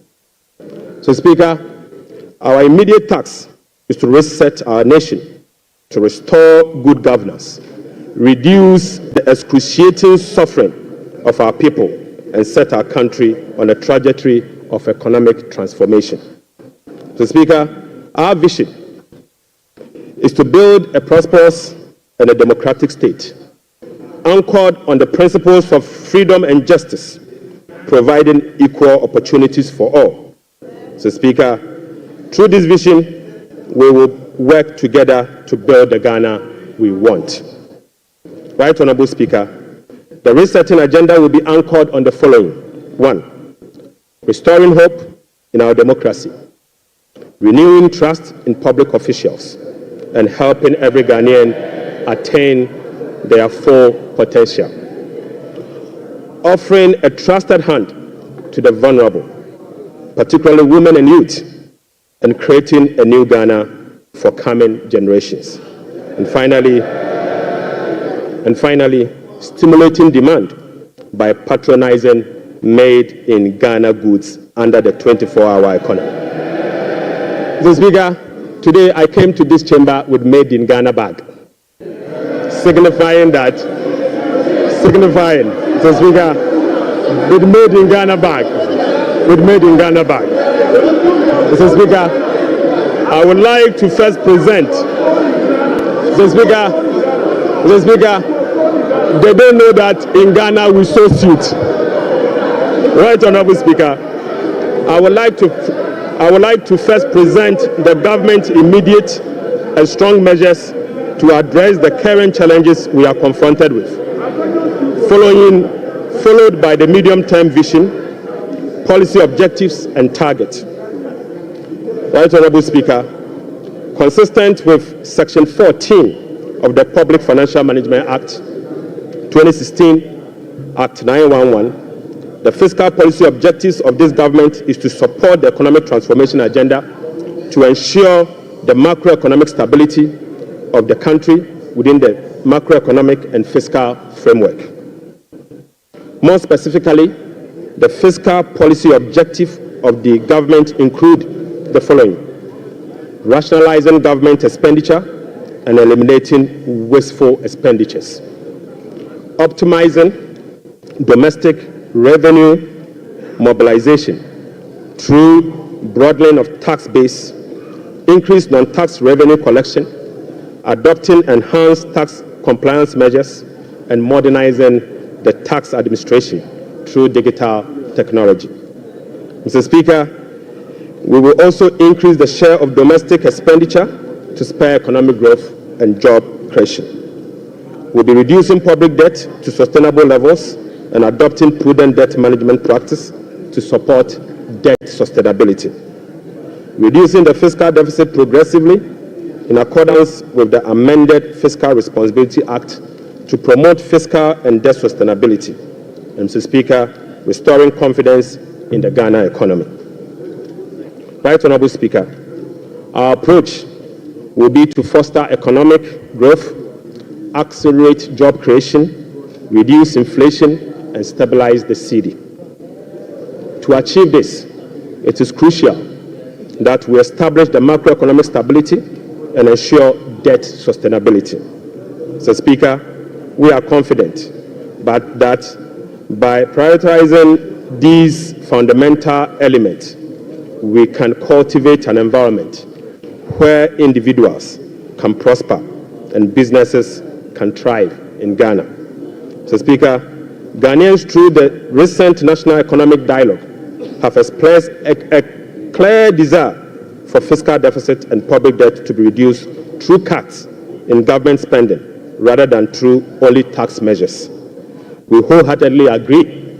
Mr. Speaker, going forward, we will tailor our expenditure to align with our fiscal realities. After all, whoever pays off their debt gets rich. So, Speaker, we are poised to implement a three-pronged approach to achieve our objective, beginning with this budget immediately. First will be to recalibrate the fiscal adjustment, and we believe that by prioritizing spending-led fiscal adjustment can initiate a positive cycle. Fiscal adjustment can initiate a positive cycle in a way that first, it will help lower inflation and curb depreciation of the cedi. Secondly, it will lessen government reliance on borrowing, which in turn will reduce the crowding out of private sector and lower interest rates. Lastly, this approach will ease the strain on monetary policy, allowing the central bank some greater flexibility to reduce monetary policy rates, ultimately resulting in lower bank and lending rates. Mr. Speaker, the second approach will be to deliver shock therapy. Mr. Speaker, we are implementing a form of shock therapy to the economy by making significant spending cuts this year, thereby reducing the government financing needs and front-loading fiscal adjustment. This is the down payment for our policy credibility and credit worthiness. Right Honourable Speaker, our third approach will be to restore fiscal responsibility. By moving forward, we will enhance public financial management by empowering ministers to effectively manage their budget on their own, ensuring strict compliance with the commencement certificate. Mr. Speaker, we'll be passing and enforcing a revised Fiscal Responsibility Act, and finally, we will enforce the sanction regime for non-compliance of the Public Financial Management Act. Mr. Speaker,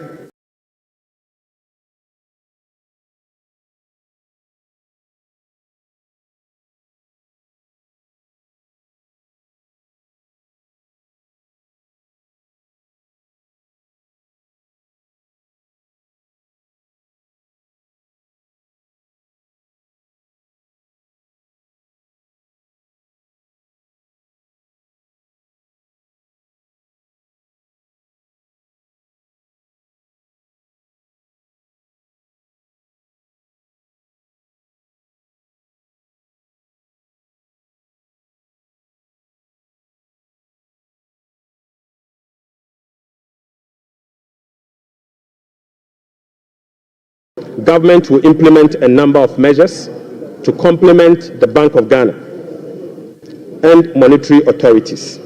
So, Speaker, the measures to stabilize the exchange rate include the following. We will be establishing the Ghana Gold Board to enhance the generation of accumulation of forex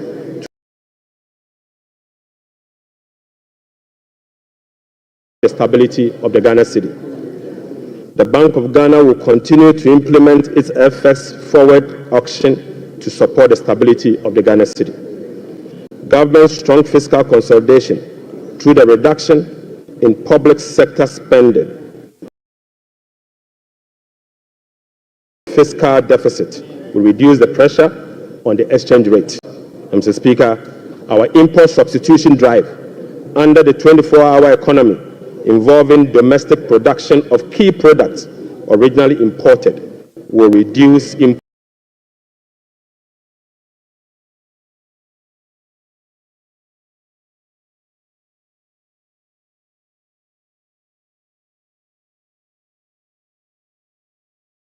and related FX requirements, boding well for FX stability.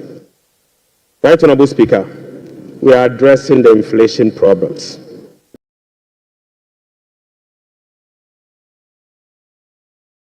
Including the following.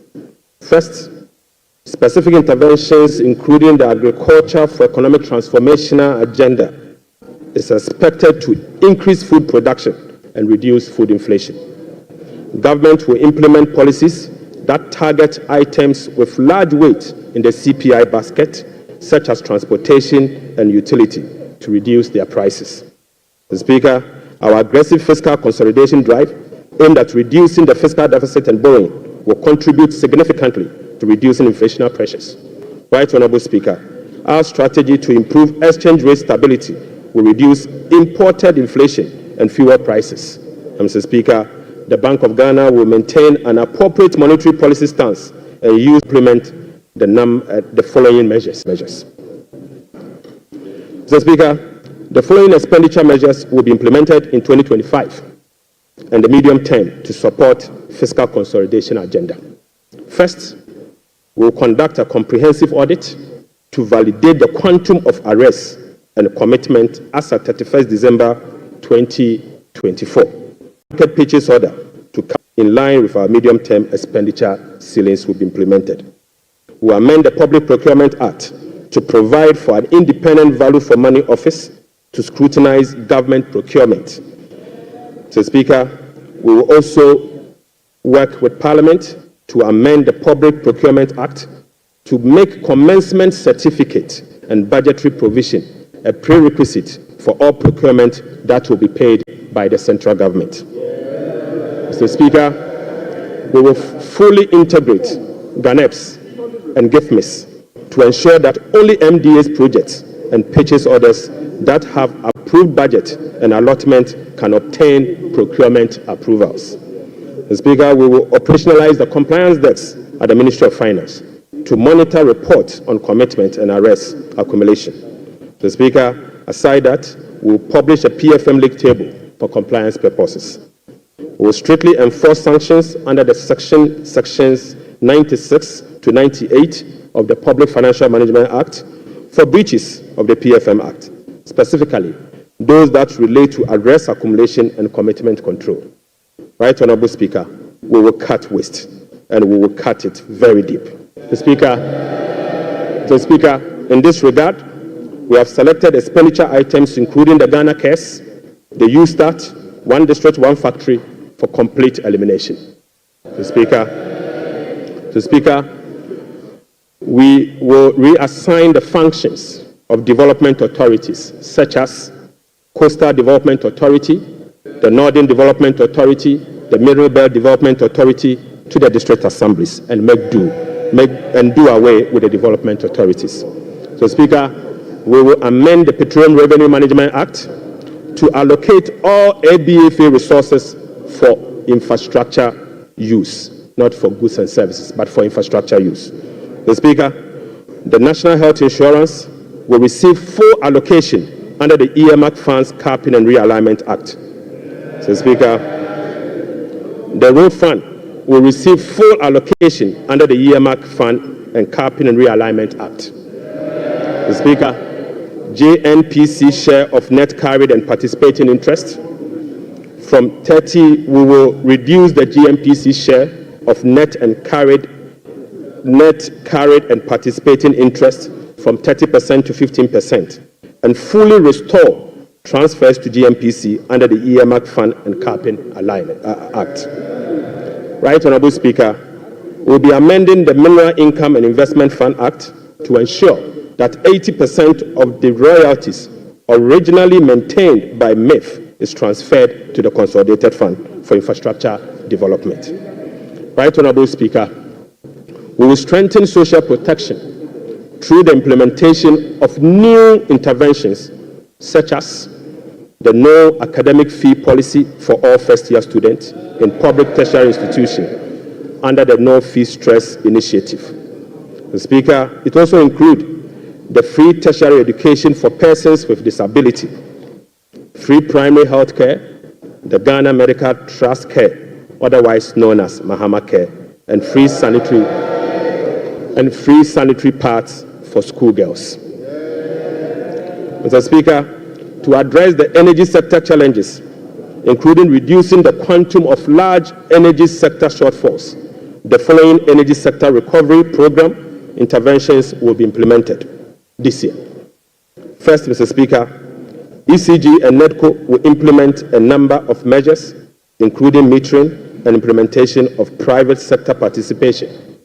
Mr. Speaker, we will also implement the liquid fuel to gas swap through an increase in N-gas supply from 60 MMSC per day to 100 MMSC to take advantage of cheaper gas prices and others. Mr. Speaker, we will complete the IPP capacity renegotiation to generate some savings through negotiated lower fixed capacity charges and variable O&M charges. Mr. Speaker, as agreed with the IMF by the previous administration, we will implement the following ESRP measures to achieve the structural benchmark of the IMF program. Mr. Speaker, PURC will continue to implement the quarterly tariff adjustment to reflect changes in inflation, exchange rate, and generation mix. The Speaker, PURC will also undertake a major tariff adjustment which will be due in fourth quarter of 2025 to reflect capacity charges, additional liquid fuel usage, and additional capex. The weighted average cost of gas will be increased from the current $7.80 per MMBTU to $8.45 to reflect the increased prices of natural gas as well as the changes in the supply mix. So, Speaker, the subsidy on weighted average cost of gas granted to some ceramic companies through the discounted industrial development tariff will be reversed. So, Speaker, I now take you to the revenue measures. Mr. Speaker, in proposing some revenue measures to achieve the 2025 fiscal target for your consideration, I'll first take you to the IMF requirement. Mr. Speaker, this measures is inconsistent with our commitment under the IMF-supported program to observe a non-oil tax revenue effort of 0.6% point of GDP annually as part of the measures to improve domestic revenue mobilization and achieve our debt sustainability target over the medium term. Right Honorable Speaker, despite our commitment to increase the non-oil tax revenue by 0.6%, we have programmed the following nuisance taxes for removal in line with our manifesto promise. Mr. Speaker, we will abolish the 10% withholding tax on winning from lottery, otherwise known as the betting tax. Mr. Speaker, we will abolish the electronic transfer levy, e-levy of 1%.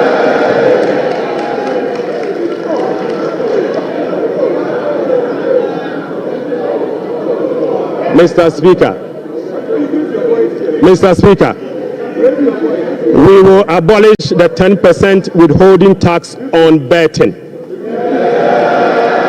We will abolish the electronic transfer levy, e-levy of 1%. We will abolish the emission levy, otherwise as a Wusie tax. We will abolish the VAT on motor vehicle insurance policy.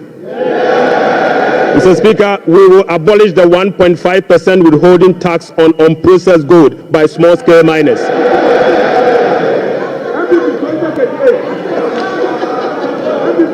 Mr. Speaker, the removal of these taxes will ease the burden on households and improve their disposable income.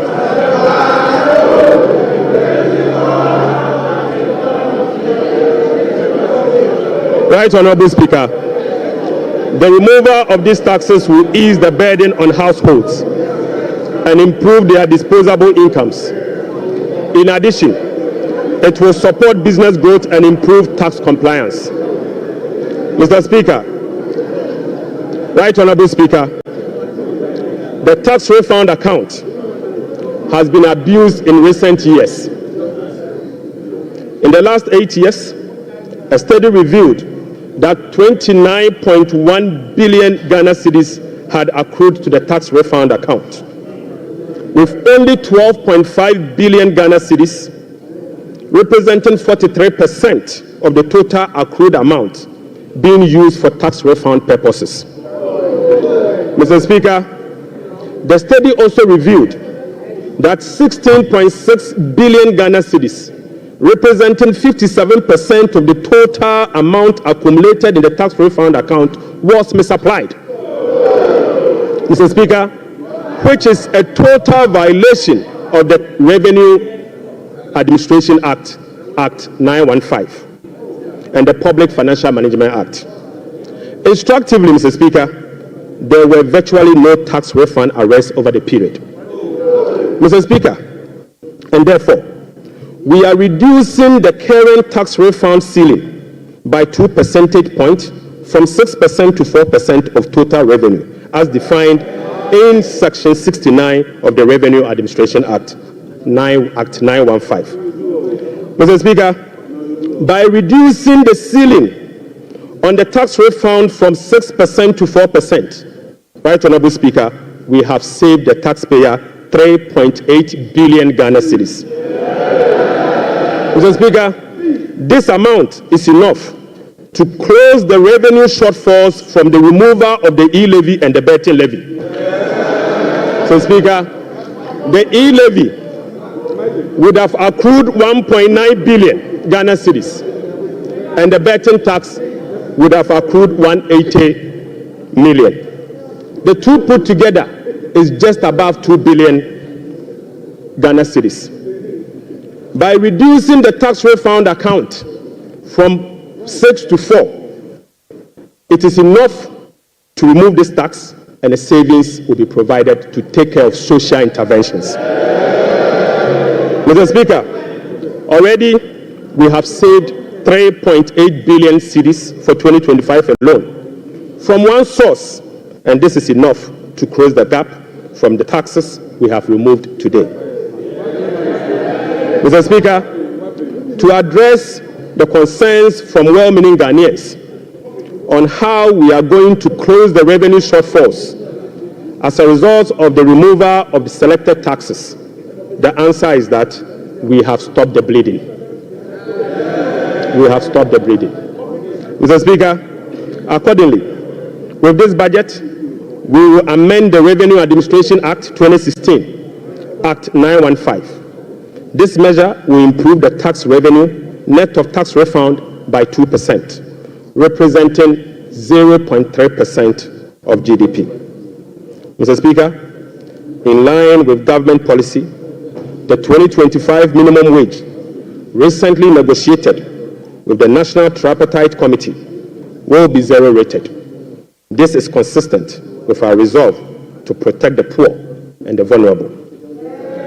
Mr. Speaker, again, without increasing the levy, we will also review the Energy Sector Levies Act to consolidate the energy debt recovery, the Energy Sector Recovery Levy, and the Sanitation and Pollution Levy into one levy and use the proceeds to cater for energy sector shortfalls and service the inherited debt service obligation.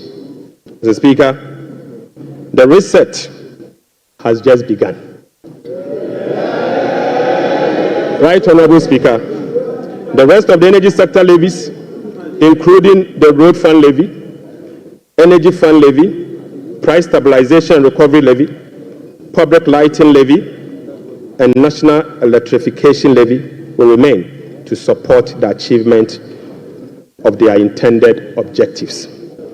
Right Honorable Speaker, Ghana has not sufficiently capitalized on the benefits of its extractive sector to generate revenue to support development and diversification. We have failed to leverage our natural wealth by capturing its rent and channeling it towards productive infrastructure and human capital. Natural resource rent, which is the difference between the revenue of a commodity and the average cost of producing that commodity, is about 14% of GDP in the case of Ghana. However, Mr. Speaker, revenue from extractive industry is around 1.5% of GDP only. This is because, as a country, we have failed to fully capture the economic rent of our natural resources. Mr. Speaker, whereas global gold prices have seen some significant increase in recent times, Ghana has not been able to take full advantage of the development. Subsequently, Mr. Speaker, we are proposing to increase the Growth and Sustainability Levy from 1% on gross production of mining companies to 3% to enable the nation to have its fair share of the windfall. Mr. Speaker, we also propose to extend the sunset clause to 2028. Mr. Speaker, We also propose to extend the sunset cost of the special import levy to 2028. Mr. Speaker, Ghanaians and this Honorable House will recall that road tolls on public roads were zero rated in the year 2022. Demand for construction and improvement of road infrastructure continues to increase, even as substantial arrests and claims in the road sector remains. Right, Honorable Speaker, while the annual average collection from road tolls have not been significant compared to its potential, the existing zero-rated policy for road tolls has increased the situation and dimmed the prospect of raising enough revenue from tolls to road construction and maintenance. Accordingly, government will work with the stakeholders, including the private sector, to roll out a technology-driven solution to reintroduce road tolls this year as part of the big push. Right, Honorable Speaker, we will also strengthen the legal and regulatory regime for non-tax revenue and enforce the framework to improve service delivery. This will be achieved through the introduction of an overarching non-tax revenue legislation, amendment of existing relevant laws, and the development of a national non-tax revenue strategy and policy. Mr. Speaker, as part of the reforms to improve other non-tax revenue streams, government will explore the operationalization of a regulatory framework for collection, management, and reporting of property rates consistent with our medium-term revenue strategy 2024 to 2027 and the Local Government Act. Mr. Speaker, we believe that the local authorities must be given the opportunity to collect their own property rates. Mr. Speaker, the current compliance rate for SMEs and personal income tax is below 30%, which is extremely low. Government will embark on an aggressive and sustained tax education campaign in the next 2 to 3 years to ensure improved compliance and tax revenue mobilization. We will also institute a quarterly dialogue on tax issues among the Ghana Revenue Authority, Ministry of Finance, and the business community to ensure that issues affecting businesses are addressed promptly. Mr. Speaker, I now take you to VAT reforms.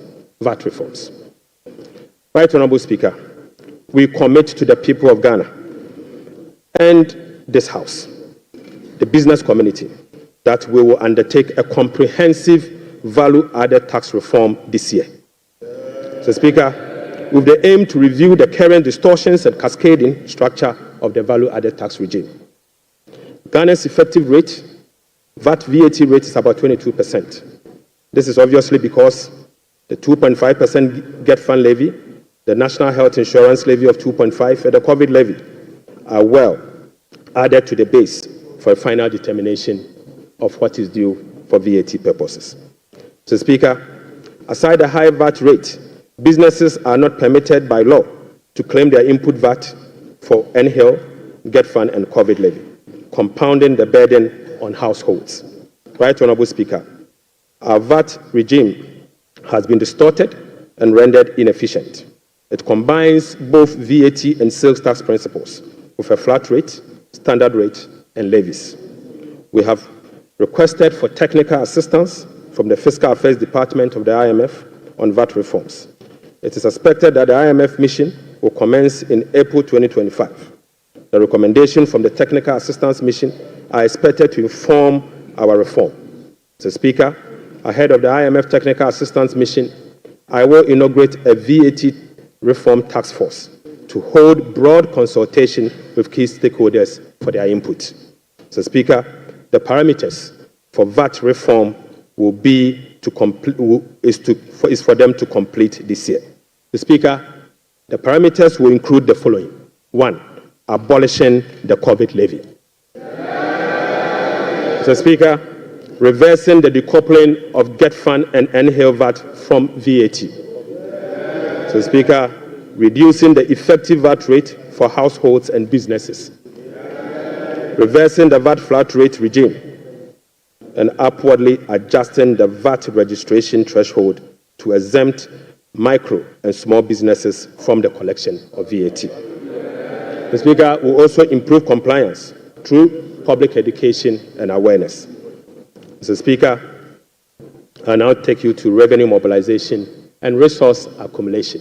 Mr. Speaker, total revenue and grant for 2025 is projected at 223.8 billion Ghana cedis, or 17.2% of GDP, up from 186.5 billion, or 17.4% of GDP. The projection is underpinned by non-oil revenue measures, which are expected to yield at least 0.6% of GDP. Mr. Speaker, total expenditure on commitment basis for 2025 has been programmed at 269.1 billion, representing 20.7% of GDP, down from 279.2 billion, which is 26% of GDP in the year 2024. Primary expenditure on commitment basis is projected at 204.7 billion Ghana cedis, representing 15.8% of GDP, which is a significant decline from 232.4 billion, representing 21.7% of GDP in the year 2024. Mr. Speaker, based on the resource allocation from 2025 fiscal year, the total appropriations for the year ending 31st December 2025 is 290,971,212,435 billion Ghana cedis. Mr. Speaker, budget financing. Right Honorable Speaker, based on the estimate for total revenue and grant and total expenditure, the projected overall balance on commitment basis is a deficit of 43.8 billion Ghana cedis, equivalent to 3.1% of GDP. The corresponding primary balance on commitment basis is a surplus of 20.3 billion Ghana cedis, equivalent to 1.5% of GDP. On cash basis, Mr. Speaker, overall balance is a deficit of 56.9 billion Ghana cedis, equivalent to 4.1% of GDP. The corresponding primary balance on cash basis is again a surplus of 7.3 billion, equivalent to 0.5% of GDP. Right Honorable Speaker, the cash deficit of 56.9 billion is expected to be financed from both foreign and domestic sources. The total foreign net financing will amount to 21.4 billion Ghana cedis. Foreign financing will include a provision for financing from IMF ECF program disbursed of 720 billion Ghana cedis and the World Bank Development Policy operations of 600 million Ghana cedis. The residual net domestic financing will amount to 36.9 billion, representing 65% of total financing for 2025. This is expected to be sourced from the issuance of debt at the short end of the domestic market and opening of the domestic market. Mr. Speaker, the government will take steps to reopen the domestic bond market to extend the maturity profile. The reopening will be executed cautiously to establish large-size benchmark bonds that will enhance market liquidity. Right Honorable Speaker, further is to reduce the risk on debt portfolio of government, and we will build cash buffers to support effective implementation of the liability management strategy. Mr. Speaker, this will help smoothing the redemption profile and mitigate refinancing risk associated with Ghana's debt portfolio. Mr. Speaker, the government in 2025 and the medium term will implement liability management operations to manage the risk embedded in the Eurobond debt profile. Right Honorable Speaker, beginning 2025, we will commence the operationalization of Section 37 to Section 44 of the Public Financial Management Act 2016. Mr. Speaker, in doing so, we will be building sufficient buffers in the sinking fund as a landmark reform to manage our public debt. Right Honourable Speaker, I'm pleased to report to the House that following our proactive fiscal management strategy, in our engagement with the market, this management strategy has yielded sufficient dividend. Mr. Speaker, on the 7th of January 2025, the NDC government inherited a 91-day Treasury bill rate of 28.19%. Mr. Speaker, just 2 months into this administration, we have successfully reduced this rate to 17.72% as at last Friday. Mr. Speaker, this represents a reduction of over 10%. In other words, 1,047 basis points in just 2 months. Mr. Speaker, similarly, on the 7th January 2024, we inherited a 182-day Treasury bill rate at 28.92%. We have again successfully reduced that rate to 18.97% as at Friday, 7th March 2025. This represents a reduction of 995 basis points in only 2 months. The Speaker, again, on the 7th of January 2025, we inherited a 364-day Treasury bill rate of 30.15%. We have successfully reduced this rate to 19.93% as at Friday, 7th March 2025. Mr. Speaker, this represents a reduction of 1,022 basis points in just 2 months. Mr. Speaker, on average, rates have fallen by over 1,000 basis points, signifying a strong investor confidence, crowding in the private sector, reducing the cost of doing business, and overall acceptance of economic policies of President John Dramani Mahama, ultimatultimately laying the groundwork for sustained macroeconomic stability. It has been done already. So, Mr. Speaker, Right Honourable Speaker, the key policy intervention to support economic transformation and job creation agenda include the following. So, Speaker, the 24-hour economy aimed at stimulating economic growth by creating an enabling environment for businesses and institutions to operate 24/7 in 3 shifts of 8 hours each to boost production, promote productivity, and generate well-paying jobs. We will be presenting the policy to Parliament in due course for consideration. Accordingly, Mr. Speaker, the Labour Act, the GIPC Act, and other enabling legislations will be reviewed to support the 24-hour economy policy. Right Honourable Speaker, we will roll out the implementation of the $10 billion Big Push policy for strategic infrastructure development to open up the country and drive sustainable economic growth. Right Honourable Speaker, the Ghana Gold Board will be established in the course of the year and as soon as possible. So, Speaker, we will stabilize the Ghana cedi and provide stability to the macroeconomy. We will implement an economic transformational agenda underpinned by structural reforms anchored on promoting modernized agriculture, agribusiness, and value addition for import substitution, export, and job creation. Mr. Speaker, we will complement monetary policy with fiscal and rare sector policies to reduce inflation. Food inflation will be reduced through the implementation of the Agriculture for Economic Transformation agenda anchored on our 24-hour economy. Right Honourable Speaker, we will undertake key structural reforms to support inclusive economic growth, fiscal and debt sustainability, sound public financial management, efficient public service delivery, and good governance. The Speaker will restructure the Bank of Ghana to strengthen its independence and operationalize its efficiency mandate. So, Speaker, we will ensure that social protection is adequately catered for in the course of the year. We will use government procurement to drive Made in Ghana agenda to promote production and consumption of Made in Ghana goods.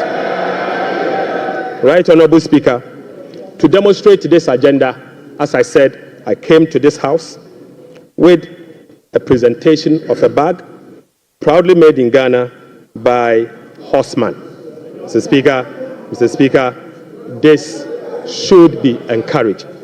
Right, Honorable Speaker, beginning this year, we will formalize the export of Ghanaian labor to other countries. We will ensure a structured and beneficial system for Ghanaian workers seeking employment abroad and create safer legal pathway for them to work in foreign countries whilst protecting their rights and welfare. Mr. Speaker, this will also reduce illegal migration, prevent worker exploitation, and maximize the economic benefits of remittance and boost foreign exchange earnings. Mr. Speaker, I now take you to how these resources will be allocated in the year 2025.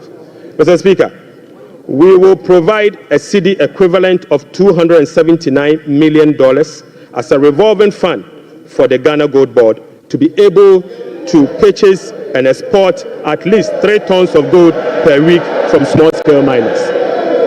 Mr. Speaker, we have allocated 13.85 billion Ghana cedis for Big Push project.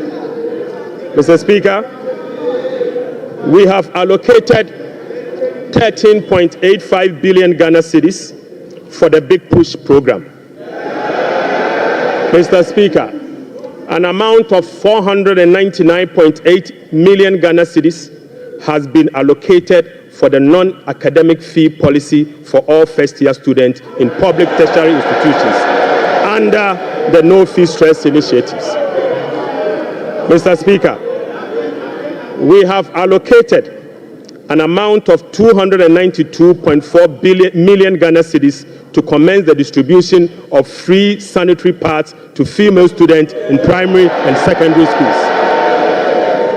Mr. Speaker, we have allocated again an amount of 242.5 million Ghana cedis to support the victim of Akosombo Dam spillage. Right, Honorable Speaker, we have also allocated an amount of 200 million Ghana cedis to support the victim of tidal wave disaster that recently displaced resident in certain part of K2 South constituency. Mr. Speaker, the overarching concern about free secondary education has been its quality and the absence of dedicated sources of financing. His Excellency President John Dramani Mahama has resolved it. Mr. Speaker, let me take this again. The overarching concern about free secondary education has been its quality and the absence of a dedicated sources of funding. His Excellency President John Dramani Mahama has resolved the funding challenges by uncapping the GET fund. Mr. Speaker, this makes available dedicated funding for full financing of free senior secondary school education and free tertiary education for persons with disability. Mr. Speaker, therefore, Capping and Realignment Act will be amended to uncap the Ghana Education Trust Fund. Mr. Speaker, this year, the budget for free senior secondary school education program is 3.5 billion Ghana cedis. By uncapping the GET fund, we will be making available an additional 4.1 billion Ghana cedis specifically for financing free secondary education program and other related expenditures. Mr. Speaker, aside the uncapping of GET fund, we have also absorbed the debt service made up of interest and principal from the Dutch bond that GET fund contracted. Right, Honorable Speaker, we have also allocated an amount of 564.6 million Ghana cedis for the provision of curriculum-based textbooks covering the following: 1, 4 sets of KG books and workbooks for about 2.8 million learners. Mr. Speaker, we have also provided for 4 sets of primary textbooks for about 800,000 learners. Mr. Speaker, we have also provided for 9 sets of SHS textbooks for about 540,000 learners. Right Honorable Speaker, under the school feeding program, budgetary provision has been increased from the 1.3 billion Ghana cedis last year to 1.78 billion Ghana cedis. Mr. Speaker, representing a 33% increase. The allocation for 2025 reflects an increase in feeding costs per meal, per child, from the 1 cedi 50 pesos to 2 cedis, representing 33.3%. Mr. Speaker, the government has also allocated 145.5 million Ghana cedis to the capitation grant, up from 84 million Ghana cedis in 2024. This is an increase of 73.4% over the previous year. Mr. Speaker, we have also allocated 203 million Ghana cedis for the payment of teacher training allowances and another 480 million Ghana cedis to nursing training allowances. Mr. Speaker,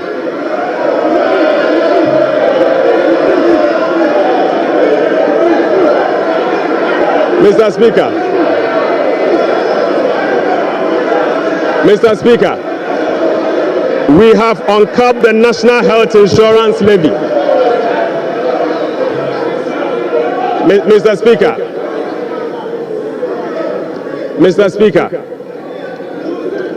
we have uncapped the National Health Insurance Levy. An amount of about 10 billion Ghana cedis has been programmed for the National Health Insurance Scheme.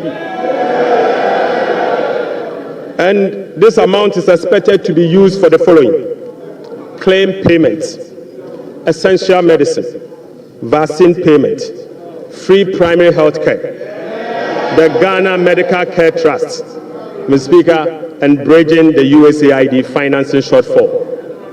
Mr. Speaker, in the year 2025, government will continue to implement reforms and increase budgetary allocation to enhance the implementation of 4 targeted social protection programs, namely National Health Insurance, the LEAD program, the school feeding program, and the capitation grant. Right Honorable Speaker, under the LEAD program, beneficiaries will be increased from the current 350,000 to 400,000 beginning July 2025. The allocation of 728.8 million Ghana cedis for last year has been increased to 953.5 million Ghana cedis in the year 2025. So, Speaker, we have also uncapped the road fund. An amount of 2.81 billion Ghana cedis has been programmed for the Ghana Road Fund to be used solely for road maintenance. This represents an increase of 155% over the 2024 allocation of 1.1 billion Ghana cedis. 1.1 billion Ghana cedis.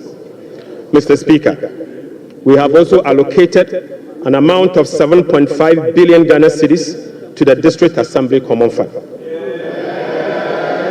In accordance with our decentralization policy, we propose to Parliament that a minimum of 80% of the funds allocated to the District Assembly Common Fund should be sent directly to the district assemblies to spur economic growth and at the district level to deepen decentralization. Right Honorable Speaker, I repeat, we have allocated an amount of 7.5 billion Ghana cedis to the district assemblies common fund. Mr. Speaker, in accordance with our decentralization policy and objective, we propose to Parliament that a minimum of 80% of the funds should be sent directly to the district assemblies to spur economic growth at the district level and deepen decentralization.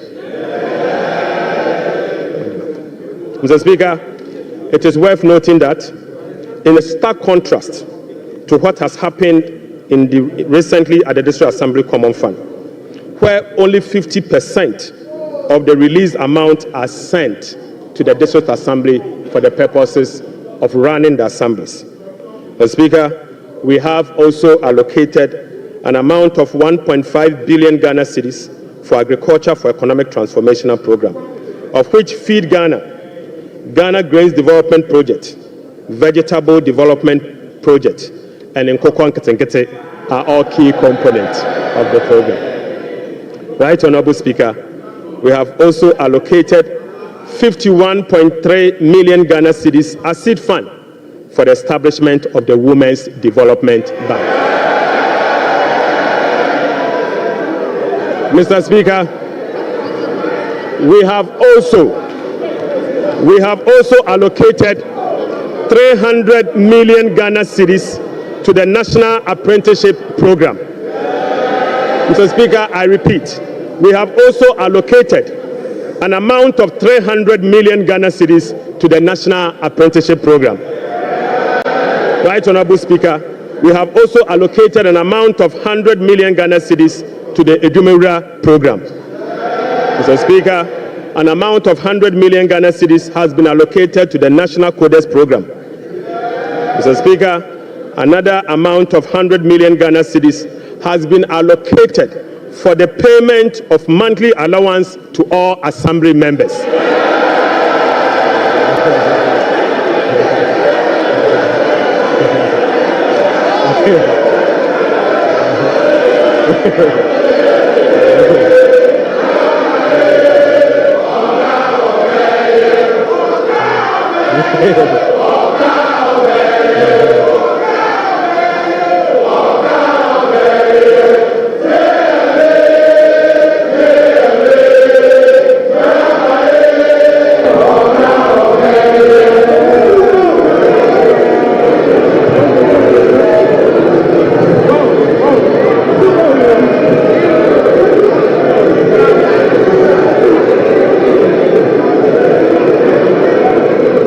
Mr. Speaker,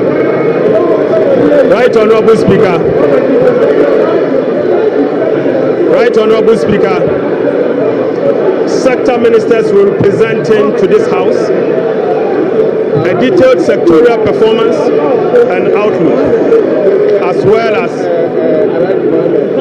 Mr. Speaker, sector ministers will be presenting to this House a detailed sectorial performance and outlook, as well as sector-specific policy interventions to deal with the challenges of various MDAs.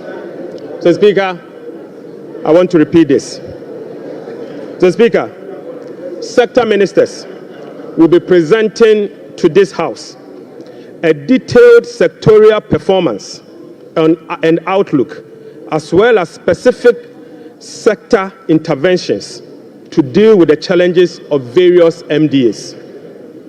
This is indeed a departure from the norm, where ministers of finance present detailed sectorial performance as part of their budget speech.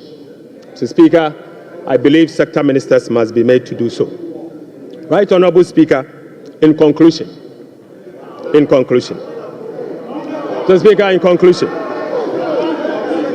Mr. Speaker, the state of the economy, as I have presented, does not reflect an economy that has turned the corner. It reflects an economy in severe distress, burdened with debt repayment harms, mismanagement, and lack of accountability. The budget sets Ghana on a path of fiscal responsibility, debt sustainability, macroeconomic stability, and job creation. It is about resetting the economy and restoring hope. Ghanaians reaffirmed their faith in a better future when they actively participated in the National Economic Dialogue on the 3rd and 4th of March 2025. A key outcome of the dialogue was the confirmation that the fundamental problem with our economy is fiscal indiscipline. The NPP administration awarded contracts outside the expenditure framework. They borrowed over and above Ghana's capacity to repay. Mr. Speaker, His Excellency President John Dramani Maham's administration will be fiscally disciplined and deliver improved public service to our people in a cost-effective manner. Mr. Speaker, we remain steadfast in meeting the IMF program target while restoring Ghana's creditworthiness. We have achieved a lot in a short time, but this is only the beginning. Our commitment to reform we will not waver on that, Mr. Speaker. We have achieved a lot in this short time, and our commitment to reform will not waver. Those who doubt our resolve should not underestimate the determination of the people of Ghana, who will no longer tolerate ineffective governance. Together, we will navigate these turbulent times and emerge stronger. Mr. Speaker, we are making serious progress. Right Honorable Speaker, we are making progress. We committed to running a lean, efficient government of 60 ministers. Mr. Speaker, we have delivered. Mr. Speaker, we committed to scrapping the e-levy. We have delivered. Mr. Speaker, we committed to scrapping the Burton tax. We have delivered. Right Honorable Speaker, we committed to eliminate academic fee for first-year public tertiary students. We have delivered. Mr. Speaker, we committed to providing free tertiary education for all people with disability. We have delivered. Mr. Speaker, we committed to providing dedicated source of funding for free secondary education. We have delivered. Mr. Speaker, we committed to distributing sanitary pads to our schoolgirls. We have delivered. Mr. Speaker, we committed to uncap Get Fund. We have delivered. Mr. Speaker, we committed to uncap the national health insurance. We have delivered. Right Honorable Speaker, we committed to uncap the road fund to maintain our roads. We have delivered. Mr. Speaker, we committed to hold a national forum on education. We have delivered. Right Honorable Speaker, we committed to hold a national dialogue on the economy. We have delivered. Mr. Speaker, we committed to deliver free primary health care. We have delivered.